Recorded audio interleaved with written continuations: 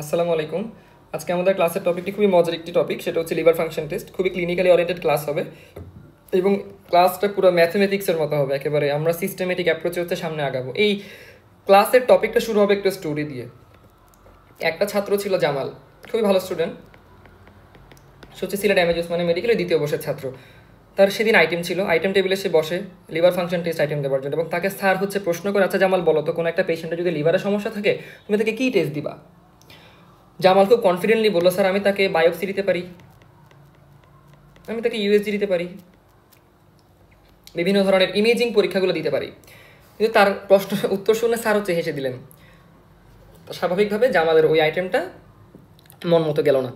এই জামালের বন্ধু কামালের কাছে এই কামাল জিনিসটা খেয়াল করলো। কামাল এসে বললো, আরে বেটা, এই যে কামাল বললো, আরে তুই তো স্যারকে ঠিক কথাই বললি। স্যার হচ্ছে খুশি হয় না কেন? এই যে যেমন দেখ, আমি গুগল থেকে ইমেজিং ছবিটা বের করলাম, এখানে দেখেই বোঝা যাচ্ছে যে লিভারের গায়ে সমস্যা। লিভারে তো প্রবলেম আছে, আমরা ইমেজিং করে বুঝতে পারলামই, তাহলে সমস্যাটা কোথায়? কামাল বলল, না বন্ধু, আমি বাসায় গিয়ে ভালোই লেখাপড়া করছি এই জিনিসটা নিয়ে, তুই একটু আমাকে বলতো, তুই ইমেজিং টেস্টগুলো দিয়ে ঠিকই বুঝিয়ে যে লিভারের স্ট্রাকচারে কোনো ধরনের প্রবলেম আছে, কিন্তু তুই আমাকে বলতো তাহলে লিভারের ইন্টারনাল কোনো সমস্যা কি তুই বুঝতে পারবি? এই কামাল তেমন একটা লেখাপড়া করে না। কামাল বলে কি, হ্যাঁ আমি তো জানি, আমি কয়েকটা টার্ম শুনছি, তাদেরকে নাকি এএসটি এএলটি এসব নাকি বলে, এগুলোকে খাই না মাথায় দে, আমরা এখনো আলোচনা করি নাই। কিন্তু কামাল বলতেছে, আমি জানি যে লিভারে কোনো ধরনের সমস্যা হইলে নাকি এগুলো বেড়ে যায়, এগুলো নাকি বেড়ে যায়। তখন জামাল বলো, আরে বেটা, তোর তো নলেজ কনসেপ্টই ক্লিয়ার নেই। আমি যে তুই যে ছবিটা আমাকে দেখাইলি, এই ছবিটা তো ক্রনিক লিভার ডিজিজের ছবি। এই ক্রনিক লিভার ডিজিজের ছবির মধ্যে কি কখনো এএসটিএলটি বাড়ে? এরা তো উল্টা কমে যায়। কামাল বললো, আরে ভাই এটা কি বললি? আমি তো সারা জীবন জেনে আসছি লিভারে কোনো সমস্যা হইলেই নাকি এসটি বাড়ে, এলটি বাড়ে। তুই আমাকে বলতেছিস ক্রনিক লিভার ডিজিজের মধ্যে এলটি এসটি কমে যায়? তাহলে আজকে আমাদের আলোচনা এই টুইস্ট থেকেই শুরু, ঠিক আছে? এই টুইস্ট থেকে আমাদের আলোচনা শুরু। আমি হচ্ছে এই ছবি দুটা নিয়ে আগে একটু ডিসকাস করতে চাই। এই ছবির মধ্যে, ছবিগুলো যেটা আনলাম, এই ছবির মধ্যে কি দেখতে পাচ্ছি? এটা হচ্ছে একটা হিস্টোপ্যাথোলজিক্যাল স্লাইড লিভারের, যেখানে আমরা দেখতে পাচ্ছি ক্লাসিক কিছু হেপাটিক লোবিউল দেখা যাচ্ছে। ক্লাসিক হেপাটিক লোবিউলগুলোর মাঝখানে ব্লুইশ কিছু আমরা কম্পোনেন্ট দেখতে পাচ্ছি। এই ব্লুইশ কম্পোনেন্ট যেগুলো আসলে থাকার কথা ছিল না, কিন্তু এরা আছে। এগুলো কি? এগুলো কিছুই না, এগুলো হচ্ছে ফাইব্রাস টিস্যু। এবং ফাইব্রাস টিস্যুগুলো প্রত্যেকটা হেপাটোসাইট বা ক্লাসিক হেপাটিক লোবিউলের মাঝখানে জমার কারণে আমরা এক একটা ক্লাসিক হেপাটিক লোবিউলকে এক একটা নোডিউল আকারে দেখতে পাই, নোডিউল আকারে। এই নোডিউলগুলো হতে পারে মাইক্রোনোডিউল, হতে পারে ম্যাক্রোনোডিউল। যেমন আমরা এই ছবিটার মধ্যে স্পষ্ট গুটি গুটি কিছু অ্যাপিয়ারেন্স দেখতে পাচ্ছি লিভারের গায়ের মধ্যে, এগুলো হচ্ছে ম্যাক্রোনোডিউলস। আর এটা হচ্ছে একটা ক্রনিক লিভার ডিজিজের ছবি, ঠিক আছে? এখন হোক ক্রনিক লিভার ডিজিজ, হোক অ্যাকিউট লিভার ডিজিজ, আমাদের টার্গেটই হচ্ছে রোগীর মধ্যে কোন ধরনের সমস্যা হয়েছে ওটা বোঝার জন্য রোগীকে টেস্ট করতে দেওয়া। তাহলে আমরা চলে আসি ফাংশন টেস্টের মধ্যে, লিভারের টেস্টের মধ্যে। তাহলে আমরা জামালের কথা শুনে অন্তত এটা বুঝলাম যে লিভারের যদি কোনো ধরনের প্রবলেম আমরা ডায়াগনোস করতে চাই, আসলে আমরা দুই ধরনের টেস্ট করতে পারি। একটা হচ্ছে স্ট্রাকচারাল টেস্ট, আর একটা হচ্ছে ফাংশন টেস্ট। এই স্ট্রাকচার টেস্ট দেখে আমরা লিভারের যদি আউটওয়ার্ড অ্যাপিয়ারেন্সে কোনো ধরনের প্রবলেম হয়, ফাইব্রাস অ্যাপিয়ারেন্স চলে আসে, কোনো ধরনের সিরোসিস ডেভেলপ করে, তাহলে আমরা সেটা বুঝতে পারবো। কিন্তু ততক্ষণ পর্যন্ত আমরা লিভারের ইন্টারনাল কোনো সমস্যার কথা বুঝতে পারবো না। লিভারের মধ্যে থাকা এএলটি, এএসটি, জিজিটি, 5' নিউক্লিওটাইডেস এগুলো বাড়তেছে না কমতেছে, বিলিরুবিনের কি সমস্যা হচ্ছে না, এগুলো ততক্ষণ পর্যন্ত বুঝবো না যতক্ষণ পর্যন্ত না আমরা লিভারের ফাংশনাল টেস্ট দিচ্ছি। অর্থাৎ লিভারের ফাংশনাল টেস্টের মাধ্যমে আমরা লিভারের ইন্টারনাল সমস্যাগুলো ডায়াগনোস করতে পারি। ইন্টারনাল সমস্যা বলতে আমরা বিভিন্ন ক্যাটাগরিতে ভাগ করব, এটা হচ্ছে সামনের আলোচনায় আমরা পড়ব। ইন্টারনাল সমস্যা বলতে আবার স্পেসিফিসিটি আছে।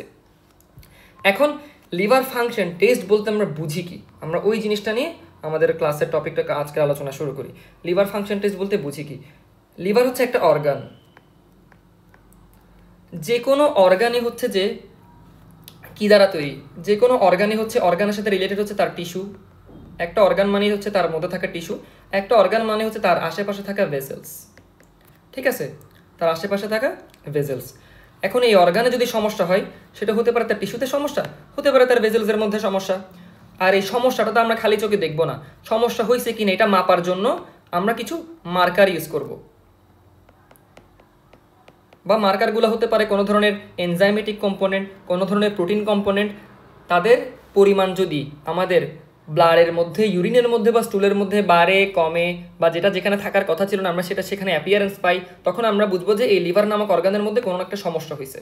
তার মানে লিভার ফাংশন টেস্ট বলতে আমরা কি বুঝি? লিভার ফাংশন টেস্ট বলতে আমরা বুঝবো লিভারের ইন্টারনালি থাকা কিছু নন প্লাজমা স্পেসিফিক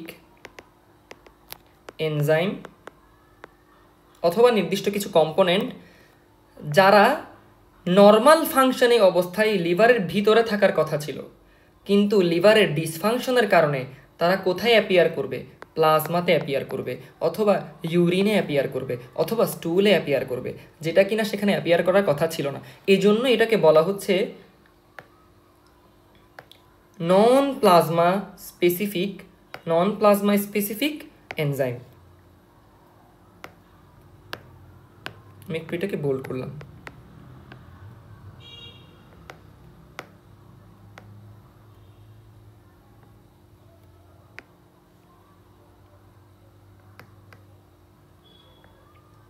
তাহলে নন প্লাজমা স্পেসিফিক এনজাইম বলতে আমরা কাদেরকে বুঝি? এটা দ্বারা বোঝানো হয় যে সকল কম্পোনেন্ট স্বাভাবিকভাবে স্পেসিফিক অর্গানে বেশি থাকার কথা ছিল, মোর দেন ইসিএফ অথবা প্লাজমা থেকে, কিন্তু কোনো ধরনের ম্যালফাংশনের কারণে সেগুলা ওই অর্গান স্পেসিফিক যে স্ট্রাকচার বা স্পেসিফিক অর্গান থেকে বের হয়ে ইসিএফ বা প্লাজমাতে চলে আসবে। অর্থাৎ তখন জিনিসটা দেখতে হবে এরকম, ইসিএফ এ ওই এনজাইম বা ওই কম্পোনেন্টের কনসেন্ট্রেশন হবে ওই স্পেসিফিক অর্গানে থাকা কনসেন্ট্রেশনের থেকে বেশি। আর এটা তো এমনি এমনি আর হবে না, এটা নিশ্চয় অর্গানের কোনো ধরনের সমস্যার কারণে হবে। যেমন অর্গানের মধ্যে যদি কোনো ধরনের প্রলিফারেশন হয়, অ্যাবনর্মাল প্রলিফারেশন বা গ্রোথ হয়, যদি অর্গানের মধ্যে কোনো ধরনের নিওপ্লেজিয়া হয়, অর্গানের মধ্যে যদি কোনো ধরনের মেটাস্টেসিস ডেভেলপ করে, অথবা কোনো ধরনের সেলুলার ইনজুরি ডেভেলপ করে, তখন আমরা এই মার্কারগুলোর অ্যাবনর্মাল অ্যাপিয়ারেন্স পাবো। অর্থাৎ লিভার ফাংশন টেস্ট বলতে আমরা কি বুঝি? লিভার ফাংশন টেস্ট বলতে আমরা বুঝি লিভারের অর্গান স্পেসিফিক কিছু নন প্লাজমা স্পেসিফিক এনজাইম যারা কিনা নর্মালি থাকার কথা ছিল internally, but due to any kind of disturbance, সেটা হতে পারে proliferation, neoplasia, metastasis or cellular injury, those non-plasma specific enzymes concentration gets higher in the ECF more than that individualized specific organ. তাহলে এটার মাধ্যমেই আমরা আমরা কি লিভার ফাংশন টেস্ট বলতে পারি। বুঝাইতে পারলাম? এখন আমরা খুব সুন্দর সিস্টেমেটিক্যাল অ্যাপ্রোচে আগাবো। খুব স্বাভাবিক, আপনার কাছে প্রথমে হচ্ছে একটা রোগী আসবে, যে কোনো একটা পেশেন্ট আপনার কাছে আসলে, আপনার রিয়েল লাইফ সিনারিও দেখবো আমরা। একটা পেশেন্ট আপনার কাছে আসলো, পেশেন্ট আপনার কাছে বিভিন্ন ধরনের সিমটমস নিয়ে আসতে পারে। আমি আগেই বলেছিলাম, আমার জন্ডিসের ক্লাসে আলোচনা করছি, সিমটমস হচ্ছে ওই সকল কন্ডিশন যেসব কমপ্লেন হচ্ছে পেশেন্টরা নিয়ে ডাক্তারের কাছে বলে যে স্যার আমার এই ধরনের সমস্যা, আমার পা ফুলে গেছে, আমার হাত ফুলে গেছে, আমার স্কিনে বিভিন্ন ধরনের অ্যাবনর্মাল পিগমেন্টেশন আমি দেখতে পাচ্ছি। তখন একজন ডক্টর হচ্ছে বিভিন্ন ধরনের ইনভেস্টিগেশন তাকে দিবে। অর্থাৎ একটা পেশেন্ট আমার কাছে বিভিন্ন ধরনের সমস্যা নিয়ে আসলো, এই সমস্যা ফাইন্ড আউট করার জন্য আমরা তাকে বিভিন্ন ধরনের ইনভেস্টিগেশন দিব, যে ইনভেস্টিগেশনটাই হচ্ছে লিভারের জন্য লিভার ফাংশন টেস্ট। এবং ইনভেস্টিগেশনের মাধ্যমে আমরা কি বের করব? ওই পেশেন্টের মধ্যে কোনো ধরনের কমপ্লিকেশন আছে নাকি লিভার রিলেটেড। বুঝাইতে পারছি? এখন এখানে দুইটা টার্ম আমাদের বুঝতে হবে। একটা হচ্ছে ইন্ডিকেশন বলতে আমরা কি বুঝি, কন্ট্রাইন্ডিকেশন বলতে আমরা কি বুঝি। নিশ্চয়ই আমাদের আইটেমে আমাদেরকে স্যার এভাবে প্রশ্ন করবেন আমাদের প্রফে, যে তোমার কাছে পেশেন্ট কোন কোন সিমটম নিয়ে আসলে তুমি কোন কোন টেস্ট হচ্ছে দিবা বা কোন কোন ইনভেস্টিগেশন দিবা। আমাদেরকে পরীক্ষায় প্রশ্ন করবে তুমি লিভার ফাংশন টেস্ট কোন কোন ইন্ডিকেশনে দিবা। একটা ওয়ার্ড বলবে কি, কোন কোন indication, what are the indications for liver function test. তাহলে আমরা ইন্ডিকেশনস বলতে কি বুঝি? ইন্ডিকেশনস বলতে আমরা বুঝি একটা পেশেন্টের কোন কোন সমস্যা থাকলে আমরা ওই পেশেন্টকে লিভার ফাংশন টেস্ট দিব। একটা পেশেন্ট আমার কাছে বিভিন্ন ধরনের সমস্যা নিয়ে আসতে পারে, ঠিক আছে? যেহেতু লিভার রিলেটেড সমস্যা নিয়ে আমরা আলোচনা করতেছি, আমাদের কথা লিভার স্পেসিফিকই থাকবে। একটা পেশেন্টের লিভার রিলেটেড কেমন সমস্যা থাকতে পারে? একটা পেশেন্টের হইতে পারে acute liver disease,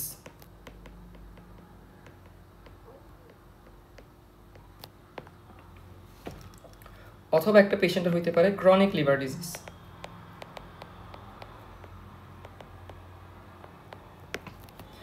acute liver disease বলতে আমরা কি বুঝবো? অ্যাকিউট লিভার ডিজিজের মধ্যে থাকতে পারে ড্রাগ ইনডিউসড কোনো ধরনের লিভার ইনজুরি যদি থাকে, মানে একটা পেশেন্ট যদি কোনো ধরনের ড্রাগ এক্সেসিভ পরিমাণে খেয়ে ফেলে তাহলে তার লিভারের যে সেলগুলা ওগুলো খুবই তাড়াতাড়ি নষ্ট হয়ে যেতে পারে। এরকম একটা খুবই সিগনিফিক্যান্ট ড্রাগ হলো যে টাইলিনল।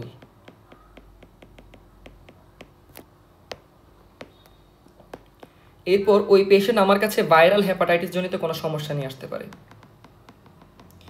স্পেসিফিক্যালি আমরা বুঝবো কোন ধরনের ভাইরাল হেপাটাইটিসে অ্যাকিউট লিভার ডিজিজ হয়। হেপাটাইটিস এ, হেপাটাইটিস বি এবং হচ্ছে হেপাটাইটিস ই। হেপাটাইটিস বিটা আসলে বোথ ক্রনিকেও হতে পারে, অ্যাকিউটেও হতে পারে। এরপর পেশেন্ট আমার কাছে সমস্যা নিয়ে আসতে পারে অটো ইমিউন কোনো ধরনের ডিজিজ নিয়ে, অটো ইমিউন কোনো ধরনের ডিজিজ নিয়ে আসতে পারে লিভারের।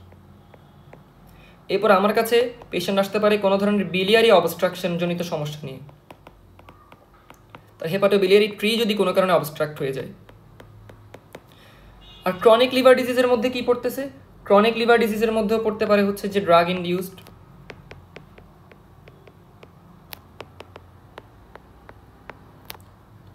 যেমন আমরা এখানে বলতে পারি অ্যালকোহলের কথা। অনেকটা মানুষ যদি অনেক বছর ধরে অ্যালকোহল খায় তখন আস্তে আস্তে ক্রনিক্যালি তার লিভারটা ড্যামেজ হয়ে যেতে পারে। অথবা আমার পেশেন্ট আমার কাছে আসতে পারে বিভিন্ন ধরনের মেটাবলিক ডিসঅর্ডার নিয়ে।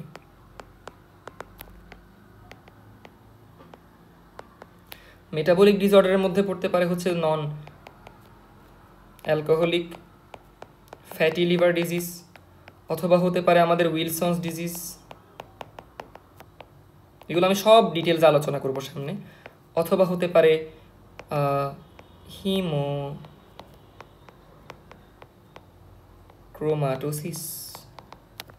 অথবা সে আমার কাছে আসতে পারে লিভার সিরোসিস নিয়ে, যেমন আমরা একটু আগে যে ছবিটা দেখলাম লিভার সিরোসিসে যে ছবিটা ছিল। তাহলে এই জিনিসটা দিয়ে আমরা কি আলোচনা করলাম? আমরা এখনও ক্লাসের টপিকে ঢুকিও নাই, আমরা জাস্ট বললাম কোন পেশেন্টকে আমরা লিভার ফাংশন টেস্টগুলো দিতে পারি। যদি আমাদেরকে পরীক্ষায় জিজ্ঞেস করে what are the indications in which we will consult a patient, অথবা আমরা একটা পেশেন্টকে হচ্ছে অ্যাডভাইস দিতে পারি, advice the patient to do liver function test. ঠিক আছে, তাহলে আমরা কোন কোন ক্ষেত্রে লিভার ফাংশন টেস্টগুলো দিতে পারি? যদি কোনো পেশেন্ট আমাদের কাছে ড্রাগ ইনডিউসড ইনজুরি নিয়ে আসে, যদি আমাদের কাছে ভাইরাল হেপাটাইটিস নিয়ে আসে, অটো ইমিউন ডিজিজ নিয়ে আসে, বিলিয়ারি অবস্ট্রাকশন নিয়ে আসে, ড্রাগ ইনডিউসড অ্যালকোহলিজম নিয়ে আসে, মেটাবলিক ডিসঅর্ডার নিয়ে আসে, অথবা লিভার সিরোসিস নিয়ে আসে। এখন এখানে আমাকে চালাক স্টুডেন্টরা প্রশ্ন করবে, ভাই এটা আপনি কথাটা একটু উল্টা হয়ে গেল না, মানে একটু প্যারাডক্সিক্যাল হয়ে গেল না, যে আমার কাছে একটা পেশেন্ট বিভিন্ন ধরনের সিমটমস নিয়ে আসবে, এরপরে আমরা তাকে হচ্ছে ইনভেস্টিগেশন দিব, ইনভেস্টিগেশন দেওয়ার পরে না আমরা ইন্ডিকেশন কি তার মধ্যে সমস্যা কিগুলো বুঝতে পারবো। আমি যদি সমস্যা কি সেটাই আগে বুঝে যাই তাহলে আমার থেকে তাকে টেস্ট দেওয়ার কি দরকার? জিনিসটা তো অনেকটা এরকমই না। এটা আসলে হচ্ছে যে কোয়েশ্চেনের মধ্যে হচ্ছে ফ্লসটা আর কি, মানে ইন্ডিকেশনটা হচ্ছে যে এটা হচ্ছে অনেক মুখস্থ নির্ভর। রিয়েল লাইফ সিনারিওতে তো আমার ইন্ডিকেশনের উপর বেস করে পেশেন্টকে টেস্ট দিব না। রিয়েল লাইফ সিনারিওতে আমরা সবসময় হচ্ছে সিমটমের উপর বেস করে পেশেন্টকে ইনভেস্টিগেশন দিব। এই ইনভেস্টিগেশনের রেজাল্টের উপর ভিত্তি করে আমরা তার মধ্যে কী কী কমপ্লিকেশন বা কী কী ইন্ডিকেশন আছে সেটা হচ্ছে বুঝবো। মানে জিনিসটা একটু অনেকটা মিসনোমার টাইপসের বা হচ্ছে প্যারাডক্সিক্যাল আর কি। তাহলে ইন্ডিকেশন যদি থাকে নিশ্চয়ই কন্ট্রাইন্ডিকেশন বলে কিছু একটা থাকবে, কন্ট্রাইন্ডিকেশন বলে কিছু একটা থাকবে। কন্ট্রাইন্ডিকেশন মানে কি? কন্ট্রাইন্ডিকেশন বলতে বোঝা যাচ্ছে এই ধরনের কেসে এই ধরনের সমস্যা যদি একটা পেশেন্টের হয়, সেই সমস্যাগুলো আমাদেরকে ইন্ডিকেট করে ওই পেশেন্টকে লিভার ফাংশন টেস্ট একজন ডক্টরের দেওয়া উচিত। আবার এমন লিভার সমস্যা, লিভারে ডিসফাংশন বা লিভারে প্রবলেম থাকতে পারে যে ধরনের কন্ডিশনে আমরা ওই পেশেন্টকে কোনো একটা নির্দিষ্ট টেস্ট দিতে পারবো না। ওই টেস্টটা দিলে বরং পেশেন্টের জন্য এটা আরও লাইফ রিস্ক হয়ে যাবে। কীরকম? মনে করি কোনো একটা পেশেন্টের লিভারের সমস্যা, লিভারে যদি সমস্যা হয়, মনে করি একটা পেশেন্টের অ্যাকিউট লিভার ডিজিজ আছে। অ্যাকিউট লিভার ডিজিজ মানে বুঝতে পারতেছে লিভারের সেলগুলা ঠিক মতো কাজ করতেছে না বা ম্যাল ফাংশন হয়েছে। এই লিভারের একটা অনেক ইম্পর্টেন্ট একটা ফাংশন কি আমরা সবাই জানি, লিভার হচ্ছে কী তৈরি করে? কোয়াগুলেটিং ফ্যাক্টরস তৈরি করে। সেরকম একটা ইম্পর্টেন্ট কোয়াগুলেটিং ফ্যাক্টরস হচ্ছে কি আমাদের ফ্যাক্টর 7, যেটা আমরা জানি 2, 7, 9, 10। এই ফ্যাক্টর 4টা হচ্ছে লিভারের মধ্যে প্রোডাকশন হয়। এর হচ্ছে প্রোকোয়াগুলেন্ট ফ্যাক্টর, যারা হচ্ছে ব্লাড ক্লট করতে সাহায্য করে। তাহলে লিভারের যদি প্রবলেম থাকে তাহলে তার কোয়াগুলেটিং ফ্যাক্টর কি থাকবে? অবশ্যই কোয়াগুলেটিং ফ্যাক্টরের ডেফিসিয়েন্সি থাকে। তখন তুমি যদি জামালের মতো গিয়ে ওই পেশেন্টকে লিভার বায়োপসি করতে দাও, লিভার বায়োপসি দিয়ে দাও, তাহলে তো ওই পেশেন্টের সিভিয়ার হেমোরেজ ডেভেলপ করবে। তার তো এক্সটার্নাল ব্লিডিং ডেভেলপ করবে, তখন কি ওই পেশেন্টের জন্য এই লিভার স্ট্রাকচারাল টেস্টটা কি ঝুঁকিপূর্ণ না? তাহলে ইন্ডিকেশনস বলতে আমরা বুঝি কোন কোন কন্ডিশনে আমরা একটা পেশেন্টকে কোন কোন লিভার ফাংশন টেস্টগুলো রেফার করব, আর কন্ট্রাইন্ডিকেশন বলতে বুঝি কোন ধরনের লিভার অ্যাবনর্মালিটিস থাকলে কোন টেস্ট ওই পেশেন্টকে দেওয়া যাবে না। এই জন্য আমাদের এই বেসিক ধারণাগুলো আগে থাকতে হবে লিভার ফাংশন টেস্ট বোঝার আগে। এরকমই আরেকটা বেসিক নলেজ হচ্ছে অর্গান স্পেসিফিসিটি বলতে ভাই আপনি কি বুঝেছেন? একটু আগে আপনি বারবার বলতেছেন কিছু এনজাইম ওই অর্গানের ভিতরে ইসিএফ এর তুলনায় বেশি থাকতে পারে, মানে থাকতে হবে, কিন্তু অ্যাবনর্মাল কেসে ওগুলো হচ্ছে ইসিএফ এর মধ্যে অর্গানের থেকে বেশি বেড়ে যায়। এই জিনিসটা বলতে ভাই কি বুঝেছেন এটা আমি বুঝি নাই। আমরা একটু প্রিভিয়াস বেসিক থেকে একটু ঘুরে আসি। আমরা এই লিভার ফাংশন টেস্টের মধ্যে আরেকটা এনজাইমের নাম খুব বেশি শুনবো, তো আমি একটা এনজাইমকে স্যাম্পল আকারে ধরলাম, মনে করি ল্যাকটেড ডিহাইড্রোজিনেজ এনজাইম। ঠিক আছে, এই ল্যাকটেড ডিহাইড্রোজিনেজ এনজাইম শুধু লিভারে না, এটা অনেক জায়গায় থাকতে পারে অরিজিন ওয়াইজ। সেটা তোমার বোনসের মধ্যে থাকতে পারে, সরি, এটা আমাদের আরবিসির মধ্যে থাকতে পারে, এটা আমাদের লিভারের মধ্যে থাকতে পারে। সো আমাদের আলোচনার সুবিধার্থে আমি ধরে নিলাম এটা আমাদের ব্লাড ভেসেলের মধ্যে থাকা আরবিসির মাঝে আছে। এখন আমরা একটু মেটাবলিজমের বেসিক কাজে লাগাবো। মেটাবলিজমে কি হতো আমরা জানি, যে কোনো সাইটোপ্লাজমিক সেল, যে সকল সেলের মধ্যে সাইটোপ্লাজম আছে তাদের মধ্যে গ্লাইকোলাইসিস হবেই, খুবই স্বাভাবিকভাবে গ্লাইকোলাইসিস হবে। গ্লাইকোলাইসিসের কাজ কি? আমাদের শরীরের মধ্যে বা আমাদের সেলের মধ্যে যে গ্লুকোজ আছে ওটার আলটিমেট ফেট কি, সেটা পাইরুভেটে কনভার্ট হয়। এতটুকু পর্যন্ত প্রত্যেকটা সেলের মধ্যে সমান, কিন্তু যে সকল সেলের মধ্যে মাইটোকন্ড্রিয়া থাকে না, যেমন আমাদের আরবিসি, এদের মধ্যে কি হবে, এদের মধ্যে পাইরুভেটটা ফার্দার ল্যাকটেট তৈরি করবে। কেন ল্যাকটেট তৈরি করে? যাতে করে তারা হচ্ছে এখানে 2 অণু এটিপি প্রোডাকশন করতে পারে, কারণ 2 অণু পাইরুভেট আসবে, এখান থেকে আমাদের 2টা এটিপি প্রোডাকশন হবে, রাইট? আর এনএডিএইচ যেগুলো ছিল সেগুলো কনজাম্পশন হয়ে যাবে।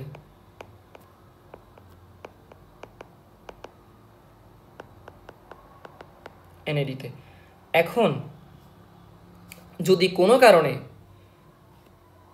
কোনো কারণে এই গ্লাইকোলাইসিসের মাঝখানের ধাপের মধ্যে কোনো ধরনের ডিস্টারবেন্স চলে আসে, ধরা যাক কোনো একটা পেশেন্টের কনজেনিটালি কোনো ধরনের গ্লাইকোলাইটিক এনজাইম ডেফিসিয়েন্সি হলো।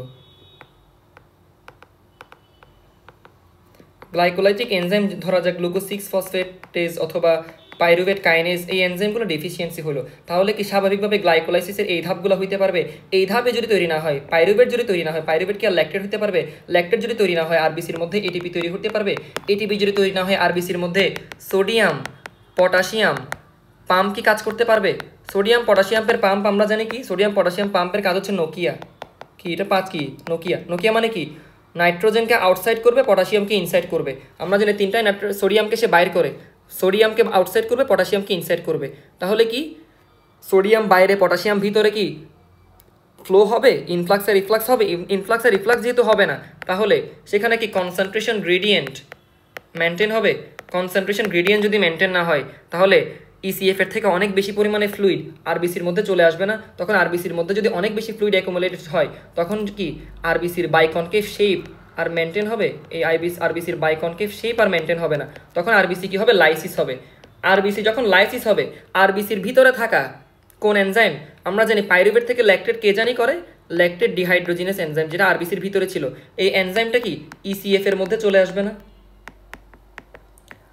তাহলে আমরা যদি কোনো একটা পেশেন্টের সিরাম এলডিএইচ কাউন্ট করি এবং সিরামের মধ্যে যদি এলডিএইচ এর প্রেজেন্স পাই, তাহলে আমরা বুঝবো এই এলডিএইচ তো ইসিএফ এর মধ্যে থাকার কথাই ছিল না, এটা ছিল একটা সেলুলার কম্পোনেন্ট স্পেসিফিক, এটা থাকার কথা ছিল আরবিসিতে, বাট এটা এখন চলে আসছে প্লাজমার মধ্যে। তাহলে আমরা নিশ্চয়ই বুঝবো কোনো একটা প্রবলেম সেখানে বা কমপ্লিকেশন সেখানে ডেভেলপ করছে। এই অর্গান স্পেসিফিসিটি বলতে আমরা এই জিনিসটাকেই বুঝি। তাহলে আমরা অর্গান স্পেসিফিসিটি ক্লিয়ার করলাম। অর্গান স্পেসিফিসিটি বলতে আমরা কি বুঝি? নন প্লাজমা স্পেসিফিক এনজাইম যারা কিনা অর্গানের ভিতরে থাকার কথা ছিল কিন্তু কোনো একটা কমপ্লিকেশনের কারণে সেটা প্লাজমাতে চলে আসলো। আমরা ইন্ডিকেশন বুঝলাম, আমরা কন্ট্রা ইন্ডিকেশন বুঝলাম, আমরা লিভার ফাংশন টেস্টের ইম্পর্টেন্স বুঝলাম, কেন লিভার ফাংশন টেস্ট করব, কেন লিভার স্ট্রাকচারাল টেস্টের থেকে লিভার ফাংশনাল টেস্টের এফিকেসি বা এফিসিয়েন্সি বেশি, সেটা আমরা বুঝলাম। এখন আমরা চলে যাই, আমাদের বেসিক কনসেপ্ট মোটামুটি ডেভেলপ করা শেষ, এবার আমরা ভিতরে টপিকে ঢুকতে পারি। তাহলে আমাদের ফ্লো চার্টটা কীরকম হবে? ফ্লো চার্টটা হবে আমাদের কাছে কোনো একটা পেশেন্ট কোনো একটা বা একাধিক সিমটমস নিয়ে আসবে। কি নিয়ে আসবে ভাই? সিমটমস নিয়ে আসবে। এই সিমটমসগুলো দেখে আমরা ওই পেশেন্টকে ইনভেস্টিগেশন দিব। কেমন? ইনভেস্টিগেশন দিব, বা আমি লিভার ফাংশন টেস্ট করতে দিব। এই লিভার ফাংশন টেস্ট করতে দেওয়ার মাধ্যমে যদি তাদের মধ্যে কোনো ধরনের অ্যাবনর্মালিটি থাকে, নর্মাল থাকলে তো নর্মাল, আর যদি কোনো ধরনের অ্যাবনর্মালিটি থাকে তাহলে আমরা কিছু নন প্লাজমা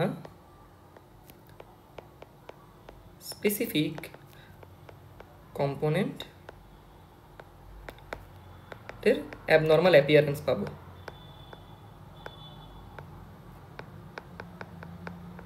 অ্যাবনর্মাল অ্যাপিয়ারেন্স পাবো।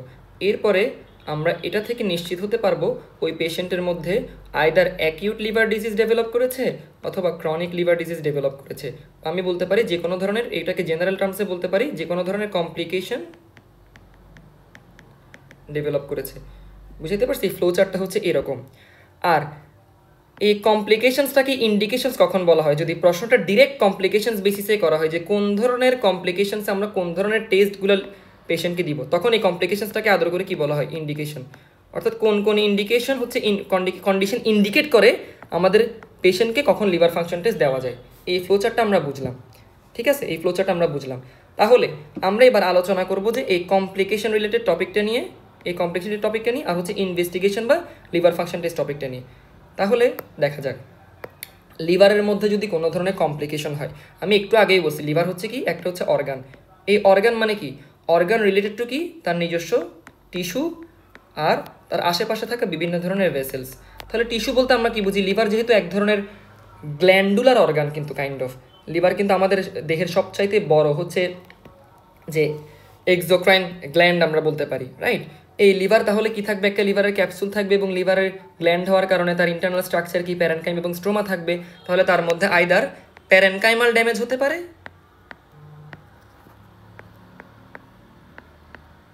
অথবা তার মধ্যে ভাস্কুলার কোনো ধরনের ড্যামেজ হতে পারে, বা তার মধ্যে কি হতে পারে?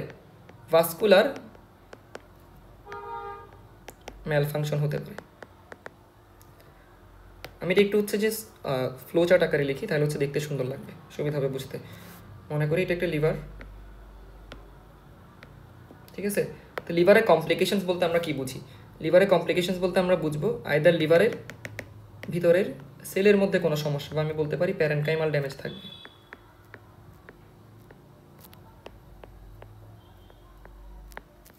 অথবা লিভারের ভাস্কুলার কোনো ধরনের ম্যালফাংশন থাকবে। কি বলতে পারি আমরা?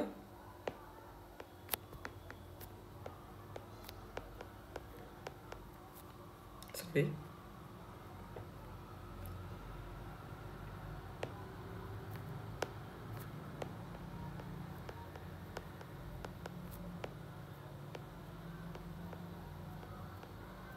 এই ভাস্কুলার ড্যামেজ কীরকম? ভাস্কুলার ড্যামেজ আবার লিভারের মধ্যে দুই ধরনের। আমরা জানি লিভারের মধ্যে কিছু ভেসেলস ইনপুট হয়, কিছু ভেসেলস হচ্ছে আউটপুট হয়। যে সকল ভেসেলস হচ্ছে ইনপুট হয় তার মধ্যে সবচেয়ে গুরুত্বপূর্ণ কি? এটা হচ্ছে কি? Portal vein. আবার আমরা জানি একটা ভেসেলস হচ্ছে এখানে ঢুকে, সেটা হচ্ছে কি আমাদের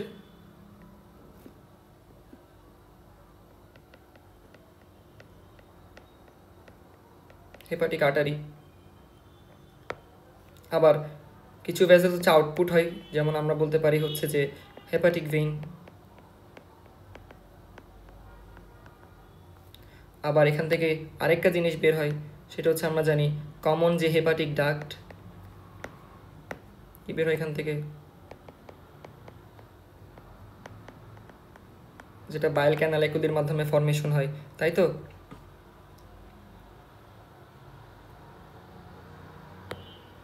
তাহলে আমরা ভাস্কুলার ড্যামেজের মধ্যে আলোচনা করব, দুই ধরনের ভাস্কুলার ড্যামেজের মধ্যে আলোচনা করব।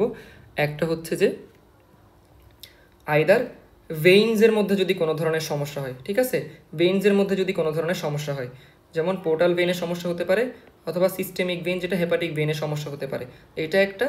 আবার যদি কোনো কারণে হেপাটিক ডাক্টের সমস্যা হয়, এটা আলটিমেটলি কোথায় সমস্যা ডেভেলপ করবে? এটার থেকে আমাদের বিলিয়ারি অবস্ট্রাকশন ডেভেলপ করবে।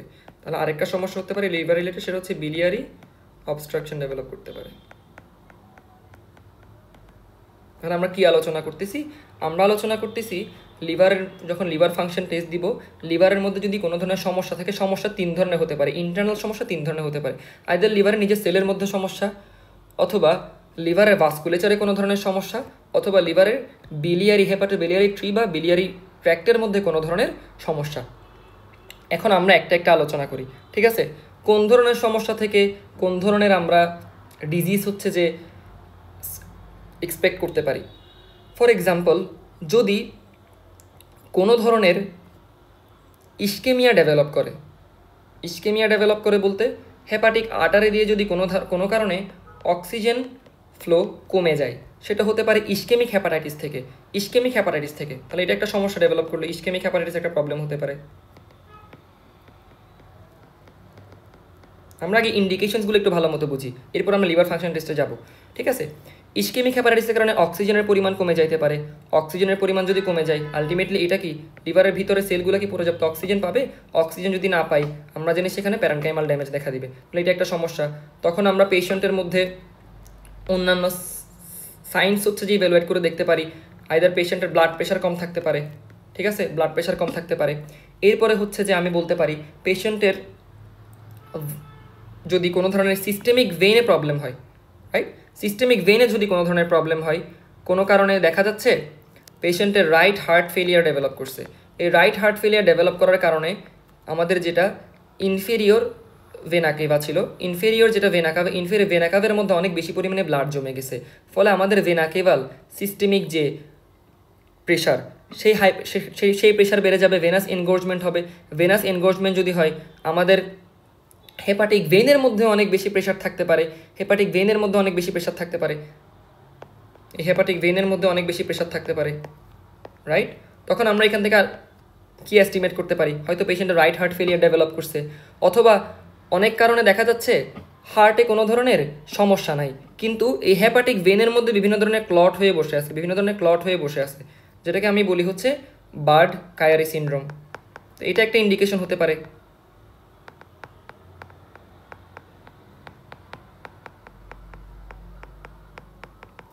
অর্থাৎ এই বার্ড কায়ারি সিনড্রোমের কারণে আমরা লিভারের মধ্যে বিভিন্ন ধরনের সমস্যা দেখতে পারি। আবার আমি যখন প্যারেনকাইমাল ড্যামেজ নিয়ে আলোচনা করবো, আমি একটু নতুন পেজের মধ্যে আলোচনা করতে চাই। আমি যখন প্যারেনকাইমাল ড্যামেজ নিয়ে আলোচনা করব, এটাই আমাদের ক্লাসের সবচেয়ে ইম্পর্টেন্ট টপিক। প্যারেনকাইমাল ড্যামেজটাই হচ্ছে আমাদের ফোকাস। প্যারেনকাইমাল ড্যামেজ নিয়ে আমরা যখন আলোচনা করি, তখন আমরা বুঝি যে প্যারেনকাইমাল ড্যামেজ বলতে লিভারের নিজস্ব সেলের মধ্যে কোনো ধরনের সমস্যা। লিভারের সেলের মধ্যে যদি কোনো ধরনের সমস্যা হয়, নিশ্চয়ই লিভারের ফাংশনের মধ্যে সমস্যা হবে, লিভারের ফাংশনের মধ্যে কোনো ধরনের সমস্যা হবে, রাইট? লিভারের ফাংশনের মধ্যে সমস্যা বলতে আমরা কি পাইতে পারি? লিভারের ফাংশন কি? লিভারের কিছু সিনথেটিক ফাংশন থাকে,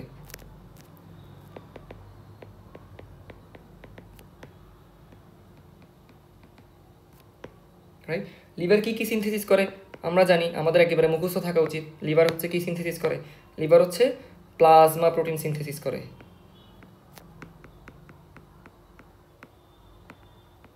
কি কি প্লাজমা প্রোটিন সিনথেসিস করে? লিভার হচ্ছে অ্যালবুমিন, লিভার হচ্ছে গ্লোবিউলিন, সব গ্লোবিউলিন না, আলফা এবং বিটা, গামাটা কিন্তু প্লাজমা সেল থেকে আসে, রাইট? গ্লোবিউলিন সিনথেসিস করে, এবং সে হচ্ছে যে ফিটালদের ক্ষেত্রে আলফা ফিটোপ্রোটিন তৈরি করে, সে হচ্ছে হ্যাপ্টোগ্লোবিউলিন তৈরি করে। তার মানে নিশ্চয়ই এদের মধ্যে কোনো ধরনের সমস্যা হবে, রাইট? আমরা লিভার ফাংশন টেস্টগুলোর মধ্যে আলটিমেটলি এদেরকে তার মানে মেজার করব, ঠিক আছে? ওকে, তাহলে হচ্ছে লিভার হচ্ছে আরও কী কী সিনথেসিস করে আমরা জানি। লিভার হচ্ছে ক্লটিং ফ্যাক্টর সিনথেসিস করে,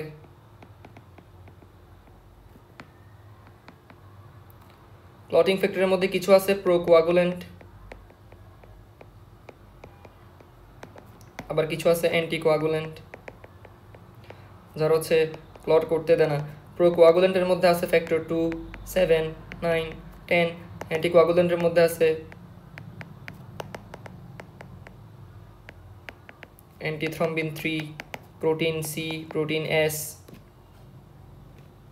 এবং লিভার আর কি কি ফাংশন আছে? লিভারের থাকতে পারে হচ্ছে যে আর কি কি তৈরি করতে পারে লিভার? লিভার হচ্ছে যে কোলেস্টেরল সিনথেসিস করে, রাইট?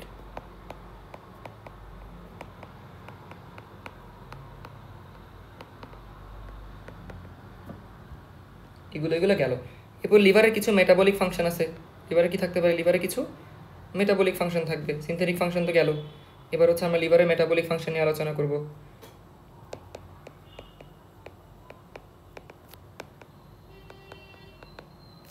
মেটাবলিক ফাংশন মানে হচ্ছে কোনো কিছু হয়তো তৈরি করা অথবা কোনো কিছু ভাঙা। তাহলে আমরা এখানে বলবো অ্যানাবলিজম, বা এটাও কাইন্ড অফ সিনথেসিসই, আর হচ্ছে ভাঙা বা ক্যাটাবলিজম। লিভার কি কি প্রোডাকশন করে, লিভার কি কি তৈরি করে? আমরা জানি লিভার হচ্ছে ট্রাইএসেল গ্লিসারল সিনথেসিস করে, রাইট?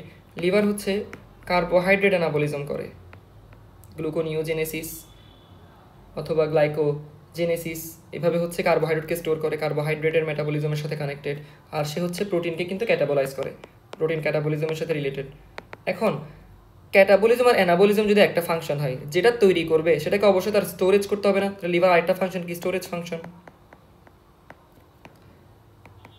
আর লিভার যদি কোনো কিছুকে ভেঙে ফেলে, নিশ্চয়ই এটাকে শরীর থেকে বের করে দেওয়ার জন্যই তো ভাঙছে।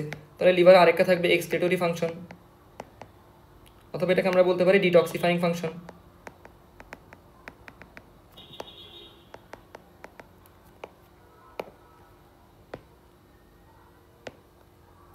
স্টোরেজ ফাংশন কি? লিভার কি কি স্টোর করে? লিভার ভিটামিনের মধ্যে vitamin A, vitamin D, vitamin K, vitamin B12 store করে। লিভার হচ্ছে ব্লাডের মধ্যে থাকা যে ফ্রি আয়রনগুলো আছে, খুব ইম্পর্টেন্ট, ফ্রি আয়রনকে সে ফেরিটিন হিসাবে স্টোর করে। ব্লাডের মধ্যে যে ফ্রি কপার আছে, সেই ফ্রি কপারকে সেলুলোপ্লাজমিন আকারে বাইন্ড করে হচ্ছে সে স্টোর করে। আবার কিছু জিনিস আছে সে হচ্ছে এক্সক্রিশন করে, রাইট? গ্লাইকোজেনকেও স্টোর করে রাখলাম। কিছু জিনিসকে সে হচ্ছে ডিটক্সিফাই বা এক্সক্রিট করে, বের করে দেয়। বের করে দেয় কাদেরকে? বের করে দেয় হচ্ছে ABCDকে, ABCDকে বের করে দেয়। এ দিয়ে হচ্ছে অ্যামোনিয়া, অ্যামোনিয়াটা আমি একটু স্টার দিয়ে রাখলাম। বিতে হচ্ছে বাইল পিগমেন্টস, সিতে হচ্ছে কোলেস্টেরল, ডিতে হচ্ছে বিভিন্ন ধরনের ড্রাগস। ঠিক আছে, এই অ্যামোনিয়াটা একটু আমি হাইলাইট করলাম কেন? কারণ অ্যামোনিয়া কিন্তু এক ধরনের নিউরোটক্সিন। কেমন? এটা আমরা আরও ডিটেলসের সামনে পড়বো। এরকম আরও কিছু নিউরোটক্সিনকে লিভার হচ্ছে ডিটক্সিফাই করতে বা এক্সক্রিশন করতে সাহায্য করে। সেগুলো হচ্ছে অ্যামোনিয়ার যে গফ যারা আছে, অ্যামোনিয়ার মতো নিউরোটক্সিন বা নিউরোটক্সিন। অ্যামোনিয়া যেহেতু নিজে একটা নিউরোটক্সিন, সেটা তার গার্লফ্রেন্ডও থাকবে, গফ থাকবে। হ্যাঁ, গফ তো একটা মেয়ে হবে। তো জি দিয়ে হচ্ছে সে কি কাদেরকে বের করবে? গাবা। ও দিয়ে হচ্ছে আরেক ধরনের নিউরোটক্সিন, অক্টাপামাইন। এফ দিয়ে হচ্ছে ফ্যাটি অ্যাসিডও কিন্তু নিউরোটক্সিন এজেন্ট হিসেবে কাজ করে, ফ্যাটি অ্যাসিড। এম দিয়ে হচ্ছে মার্কেপটন। এই নিউরোটক্সিনগুলোকে হচ্ছে লিভার বের করে দেয়। তাহলে এগুলো আমরা কেন পড়লাম ভাই? এটা পড়ার উদ্দেশ্যটা কি ছিল? আমরা বললাম আমরা কোনো একটা পেশেন্ট যদি আমার কাছে কোনো ধরনের সিমটমস নিয়ে আসে, সেই পেশেন্টকে আমরা ইনভেস্টিগেশন করব। এই ইনভেস্টিগেশনের মধ্যে আমরা বুঝবো পেশেন্টের মধ্যে কোনো ধরনের প্রবলেম থাকতে পারে। সেই প্রবলেমগুলো কি হতে পারে? আইদার ভাস্কুলার ড্যামেজ হতে পারে, প্যারেনকাইমাল ড্যামেজ হতে পারে, বিলিয়ারি অবস্ট্রাকশন। এই 3 ধরনের ড্যামেজ হতে পারে। এই ড্যামেজগুলোর কারণে কি হবে? এই ড্যামেজগুলোর কারণে লিভারের ফাংশনে ড্যামেজ আসবে। লিভারে কিসে ড্যামেজ হবে? লিভারের ফাংশনে ড্যামেজ হবে। লিভারের ফাংশনে ড্যামেজ হবে। লিভারের ফাংশনে ড্যামেজ হবে। কী কী ফাংশনে ড্যামেজ হবে? কয় ধরনের ফাংশনে ড্যামেজ হবে? 1, 2, 3 এই 4 ধরনের ফাংশনে ড্যামেজ হবে। হইতে পারে সিনথেটিক ফাংশন ড্যামেজ হয়েছে, হইতে পারে স্টোরেজ ফাংশন ড্যামেজ হয়েছে, অথবা হতে পারে এক্সক্রিটরি ফাংশন ড্যামেজ হয়েছে, অথবা মেটাবলিক ফাংশন ড্যামেজ হয়েছে। তাহলে এগুলো যদি ড্যামেজ হয়, এগুলো থেকে তৈরি হওয়া প্রোডাক্টগুলো নিশ্চয়ই কোনোটা বেড়ে যাবে অথবা কোনোটা কমে যাবে, যেগুলোকে আমরা লিভার ফাংশন টেস্টের মধ্যে এস্টিমেট করব। পুরো কনসেপ্টটা আশা করি এখন ক্লিয়ার। এখন আমি বারবার বলতেছি একটা কথা, যে কিছু জিনিস যেগুলো হচ্ছে সিনথেসিস করার কথা ছিল, কিছু জিনিস যেগুলো হচ্ছে এক্সক্রিশন করার কথা ছিল, এগুলো আইদার বেড়ে যাবে বা এগুলো আইদার কমে যাবে। যেগুলো সিনথেটিক ফাংশন ছিল ওগুলোর পরিমাণ কমে যাবে, যেগুলো এক্সক্রিটরি ফাংশন ছিল, যেগুলো বের করে দেওয়ার কথা ছিল, ওগুলোর পরিমাণ শরীরে বেড়ে যাবে। এখন যে বেড়ে যাবে কমে যাবে এতবার বলতেছি ভাই, জিনিসগুলো কোথায় বাড়বে কোথায় কমবে? এই জিনিসগুলো যে শরীরের মধ্যে বাড়ছে, এই জিনিসগুলো শরীরের মধ্যে যে কমছে, এগুলো আমরা কি দেখে বুঝবো? কোন স্যাম্পলের মধ্যে আমরা খুঁজবো এদেরকে? আমাদের 3টা প্যারামিটার আছে, বেসিক্যালি 3টা প্যারামিটার আছে। আমরা 3 প্যারামিটার এগুলাকে মেজার করতে পারি। 3টা প্যারামিটার বা 3টা স্যাম্পলের মধ্যে হতে পারে আমরা সিরাম টেস্ট করব পেশেন্টের, বা ব্লাড টেস্ট, বা স্পেসিফিক্যালি আমি বলবো সিরাম। ঠিক আছে, অথবা আমি দেখব হচ্ছে ব্লাড, অথবা আমি দেখব হচ্ছে স্টুল। সরি, আমি ব্লাড কেন দুইবার লিখেছি, আমি বলবো ইউরিন, অথবা আমি বলবো স্টুল। স্টুলটা আমাদের কাছে এতটা সিগনিফিকেন্ট না, আমাদের কাছে ইউরিন আর ব্লাডটাই হচ্ছে বেশি সিগনিফিকেন্ট। টেস্ট দেখবো বলতে প্যারামিটার বা স্যাম্পলের মধ্যে আমি কী দেখবো ভাই, কী দেখবো এখানের মধ্যে আমি কী বুঝাতে চাচ্ছি, সেটা হচ্ছে ব্লাডের মধ্যে বা ইসিএফ এর মধ্যে কোনো একটা কম্পোনেন্ট থাকার কথা ছিল না, আইদার তারা অ্যাপিয়ার করবে, তার মানে appearance of any abnormal constitute, অথবা ব্লাডের মধ্যে যেটা থাকার কথা ছিল নর্মাল অ্যামাউন্টে সেটা অনেক বেশি পরিমাণে আছে, অথবা সেটা একেবারে নাই বললেই চলে, অথবা increase or decrease in any component. এই দুইটা জিনিস হচ্ছে আমরা মেজার করব। আর ইউরিনের মধ্যে কি সেম, ইউরিনের মধ্যে কোনো একটা জিনিস হয়তো থাকার কথা ছিল না, সেটা অ্যাপিয়ার করবে। আসলে জিনিসটা এরকম না, থাকার কথা ছিল না এটা অ্যাপিয়ার করবে, আমরা জিনিসটা এভাবে বলবো না। ইউরিনের মধ্যে যেটা হয়তো থাকার কথা ছিল নর্মাল পরিমাণে সেটা বেশি পরিমাণে আছে, অথবা যেটা বেশি পরিমাণে থাকার ছিল সেটা কম পরিমাণে আছে। স্টুলের ক্ষেত্রে সেম। এই ইউরিনের ক্ষেত্রে আমি আমার কথাটা কেন চেঞ্জ করলাম এটা একটু বেসিকটা ক্লিয়ার করি, যে ইউরিনের মধ্যে যেটা থাকার কথা ছিল না সেটা যদি চলে আসে, জিনিসটা আসলে এমন না। মানে অবভিয়াসলি ইউরিনে যে জিনিসগুলো থাকার কথা ছিল না ওই জিনিসগুলো থাকতে পারে, আমরা রেনাল ফাংশন টেস্টগুলো আবার পড়বো, বাট লিভার ফাংশন টেস্টের ক্ষেত্রে আমি এটা কেন স্পেসিফিক্যালি একটু ক্লিয়ার করতে চাই, সেটা হচ্ছে ইউরিনের মধ্যে কি ভাই কখনো একটা কম্পোনেন্ট আনকনজুগেটেড বিলিরুবিন থাকা সম্ভব? এটা আমি আমার জন্ডিসের ক্লাসে ক্লিয়ার করছি। আনকনজুগেটেড বিলিরুবিন মানে হচ্ছে সে লিপিড সলিউবল। তিনটা কথা, আনকনজুগেটেড বিলিরুবিন মানে তিনটা কথা, সে ওয়াটার ইনসলিউবল, লিপিড সলিউবল, এবং আরেকটা কথা হচ্ছে সে অ্যালবুমিন দ্বারা বাইন্ডেড থাকবে সবসময়। তো অ্যালবুমিন নিজে হচ্ছে যে গ্লোমেরুলার ফিল্টার ক্রস করতে পারে না। আবার লিপিড সলিউবল কোনো জিনিস যেটা ওয়াটার ইনসলিউবল, ইউরিন তো ভাই ওয়াটার, মোস্ট অফ দ্য জিনিস তো ফ্লুইড ওখানে ওয়াটার, তাহলে কি সেখানের মধ্যে আনকনজুগেটেড বিলিরুবিন আমি ইউরিনের মধ্যে কখনো পাবো? তার মানে ইউরিনের মধ্যে কখনো আনকনজুগেটেড বিলিরুবিন আমরা পাবো না। আমি ওইটাই বুঝাইলাম, আনকনজুগেটেড বিলিরুবিন হচ্ছে যে ইউরিনের মধ্যে আসলে পাওয়ার কথা ছিল না, সেজন্য আমি ইউরিনের মধ্যে আনকনজুগেটেড বিলিরুবিন পাবো না। কিন্তু ইউরিনের মধ্যে তো ইউরোবিলিনোজেন এই জিনিসটা স্বভাবত একটা নর্মাল কনসেন্ট্রেশনে থাকে, কিন্তু যদি লিভারে কোনো ধরনের সমস্যা হয় ওই ইউরোবিলিনোজেনটা হয় পরিমাণে অনেক বেড়ে যাবে অথবা পরিমাণে কমে যাবে। আমি এই জিনিসটা বুঝাইলাম, ঠিক আছে? তাহলে আমি এগুলা বুঝলাম যে আমরা কোন প্যারামিটার বা কোন স্যাম্পলের মধ্যে লিভার ফাংশন টেস্টের কম্পোনেন্টগুলো মেজার করব। তিনটা প্যারামিটার আমরা পাইলাম। এই স্যাম্পলের মধ্যে আমরা দেখব কি কি এবার দেখব, তাহলে এবার আমাদেরকে বুঝতে হবে লিভার ফাংশন টেস্টের মধ্যে আমরা কোন নন প্লাজমা এনজাইমেটিক কম্পোনেন্টগুলো অথবা কোন ধরনের সাইটোসলিক কম্পোনেন্টগুলো আমরা দেখে থাকি। কি দেখবো আমরা অ্যাকচুয়ালি? এগুলোকে আমরা একটা নেমোনিক দিয়ে মনে রাখতে পারি। এগুলোকে আমরা মনে রাখবো এ দিয়ে, বি দিয়ে, সি দিয়ে, ডি দিয়ে, ই দিয়ে করে করে আমরা একেবারে আই পর্যন্ত আমরা এভাবে মনে রাখতে পারি নেমোনিক দিয়ে। তাহলে এতে আমরা কি দেখবো? এতে আমরা দেখবো অ্যালবুমিন, কোনো একটা পেশেন্টের অ্যালবুমিন। এখন জিনিসটা আশা করি ক্লিয়ার হওয়া উচিত। আমরা কেন অ্যালবুমিন দেখবো, অ্যালবুমিনটা কেন দেখবো, এই জন্য আমি পড়ায় আসছি। কারণ খুবই স্বাভাবিক ভাই, লিভারের ফাংশনের মধ্যে ছিল অ্যালবুমিন তৈরি করা। তার মানে লিভারে যদি কোনো সমস্যা থাকে, প্যারেনকাইমা যদি ড্যামেজ হয়, তার মানে অ্যালবুমিনের পরিমাণ নিশ্চয়ই কমে যাবে। এই জন্যই আমাদের লিভার ফাংশন টেস্টে অ্যালবুমিনটা দেখা জরুরি।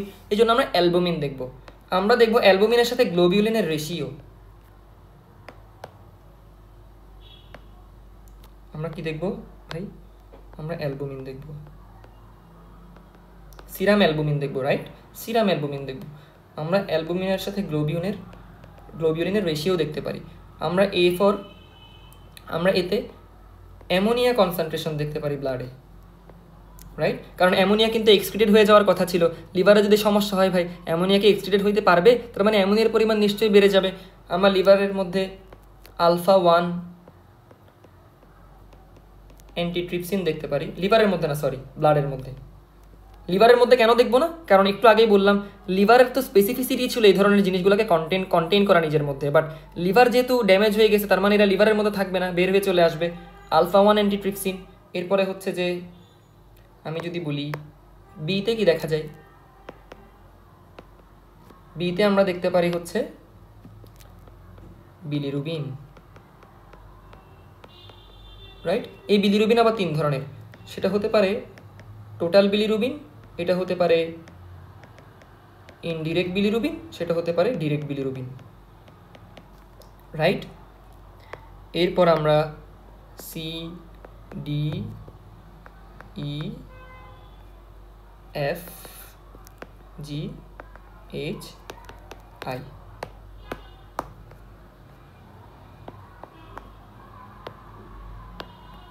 সিতে আমরা কি কি, বিতে হচ্ছে বি এখনো শেষ হয়নি, সরি বি আমি তো এখনো বি শেষ করিনি। বি এর মধ্যে আমরা দেখবো বাইল সল্ট, বি এর মধ্যে আমি দেখবো অথবা বাইল পিগমেন্ট। বিলিরুবিনও কিন্তু এক ধরনের বাইল পিগমেন্ট, ঠিক আছে। এরপর আমি হচ্ছে যে সি এর মধ্যে কি কি দেখবো, আমি হচ্ছে সিতে দেখতে পারি হচ্ছে যে কোলেস্টেরলের কন্টেন্ট দেখতে পারি, কোলেস্টেরল কাউন্ট দেখতে পারি পেশেন্টের, কারণ কোলেস্টেরল। এরপরে হচ্ছে আরেকটা কি দেখতে পারি আমরা, কোয়াগুলেটিং ফ্যাক্টর দেখতে পারি ভাই,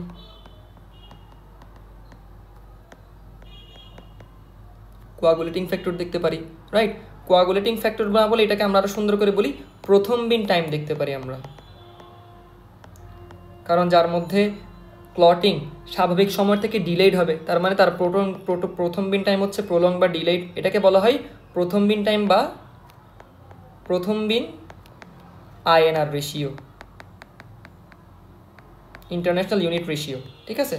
এরপরে হচ্ছে আমরা সিতে আর কি দেখতে পারি, খুবই ইম্পর্টেন্ট, আমরা সিতে সেরুলোপ্লাজমিন, সিরাম সেরুলোপ্লাজমিন কাউন্ট দেখতে পারি। কেন দেখতে পারি আমরা, কিন্তু এগুলো ফাংশনের মধ্যে অলরেডি এই জন্যই আলোচনা করছি, আমরা এই জিনিসগুলোই কেন মেজার করব। এরপর হচ্ছে ডিতে আমরা কি দেখতে পারি ভাই, ডিতে আমরা দেখতে পারি হচ্ছে যে এক ধরনের ডাই থাকে, এটা হচ্ছে যে এক্সট্রাভেনাস রুটে হচ্ছে পেশেন্টকে দেওয়া হয়, এই ডাইটার নাম হচ্ছে ব্রোমো সালফেলিন, ঠিক আছে। এরপর ইতে, খুবই গুরুত্বপূর্ণ, এই যে আমরা করিম আর জামালের কথা এখন চলে আসবো। ইতে হচ্ছে আমরা এনজাইমেটিক মার্কার্স দেখতে পারি,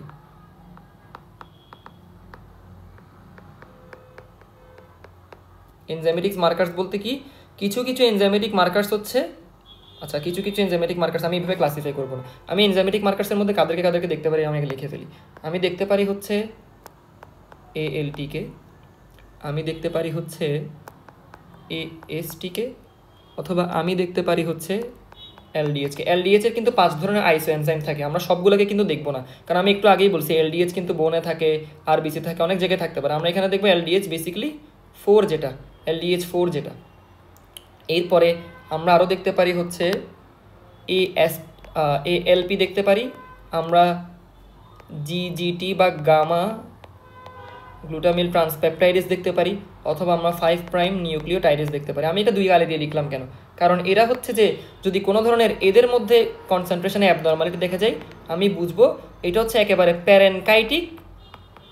প্যারেনকাইমেটিক কোনো ধরনের ড্যামেজ, কারণ আমি বলছি লিভারের সমস্যা 3 ধরনের হয়, আর যদি এই 3টার মধ্যে কোনো ধরনের সমস্যা হয় স্পেসিফিক্যালি, তখন আমি বুঝবো biliary obstructed damage, biliary obstruction, বা ক্লিনিক্যালি এটার আরেকটা সুন্দর নাম দেওয়া হয়, এটাকে বলা হয় কোলেস্টেসিস।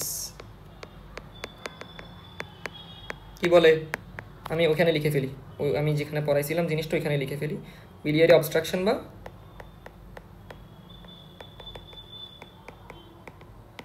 কেন কোলেস্টেসিস বলে ভাই, নামের মধ্যে আছে, কোলে মানে কি ভাই বাইল, স্টেসিস মানে কি স্ট্যাটিক, পেরিস্টালসিস মানে যদি হয় কন্ট্রাকশনের মাধ্যমে কোনো একটা গাট কন্টেন্টকে সামনের দিকে নেওয়া।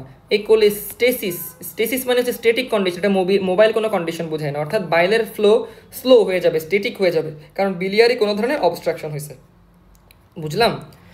আচ্ছা, এরপর হচ্ছে আমরা আলোচনা করব কোথায়, এনজাইমেটিক মার্কার্সটা আলোচনা করছি আমরা, এবার আলোচনা করব হচ্ছে আমরা এফ দিয়ে দেখতে পারি ফেরিটিন, খুবই স্বাভাবিক, আমরা ফেরিটিন কনসেন্ট্রেশন দেখতে পারি, সিরাম ফেরিটিন, কারণ আমরা প্লাজমা ফাংশনের মধ্যে পড়ছিলাম, লিভার হচ্ছে কি করে, স্টোরেজ করে ফেরিটিন হিসেবে আয়রনকে। এরপর হচ্ছে আমরা আরও দেখতে পারি হচ্ছে যে ফিটোপ্রোটিন দেখতে পারি, আমরা সিনথেটিক ফাংশনের মধ্যে পড়ছিলাম যে আলফা ফিটোপ্রোটিন তৈরি করে ফিটালের ক্ষেত্রে, এটা হচ্ছে ফিটাসের মধ্যে অনেক বেশি পরিমাণে থাকে, এটারও ইম্পর্টেন্স আছে। এরপর আমরা হচ্ছে জি দিয়ে কি বুঝবো, জি দিয়ে আমরা একটু আগেই বলছিলাম, জি দিয়ে হচ্ছে আমরা গ্লোবিউলিন দেখতে পারি ভাই, রাইট। এরপরে হচ্ছে যে গ্যালাক্টোজ টলারেন্স টেস্ট করতে পারি, খুব ইম্পর্টেন্ট গ্যালাক্টোজ, এটা মজার টেস্ট গ্যালাক্টোজ, এগুলো প্রত্যেকেরই আমরা ডিটেলসে আলোচনা করব।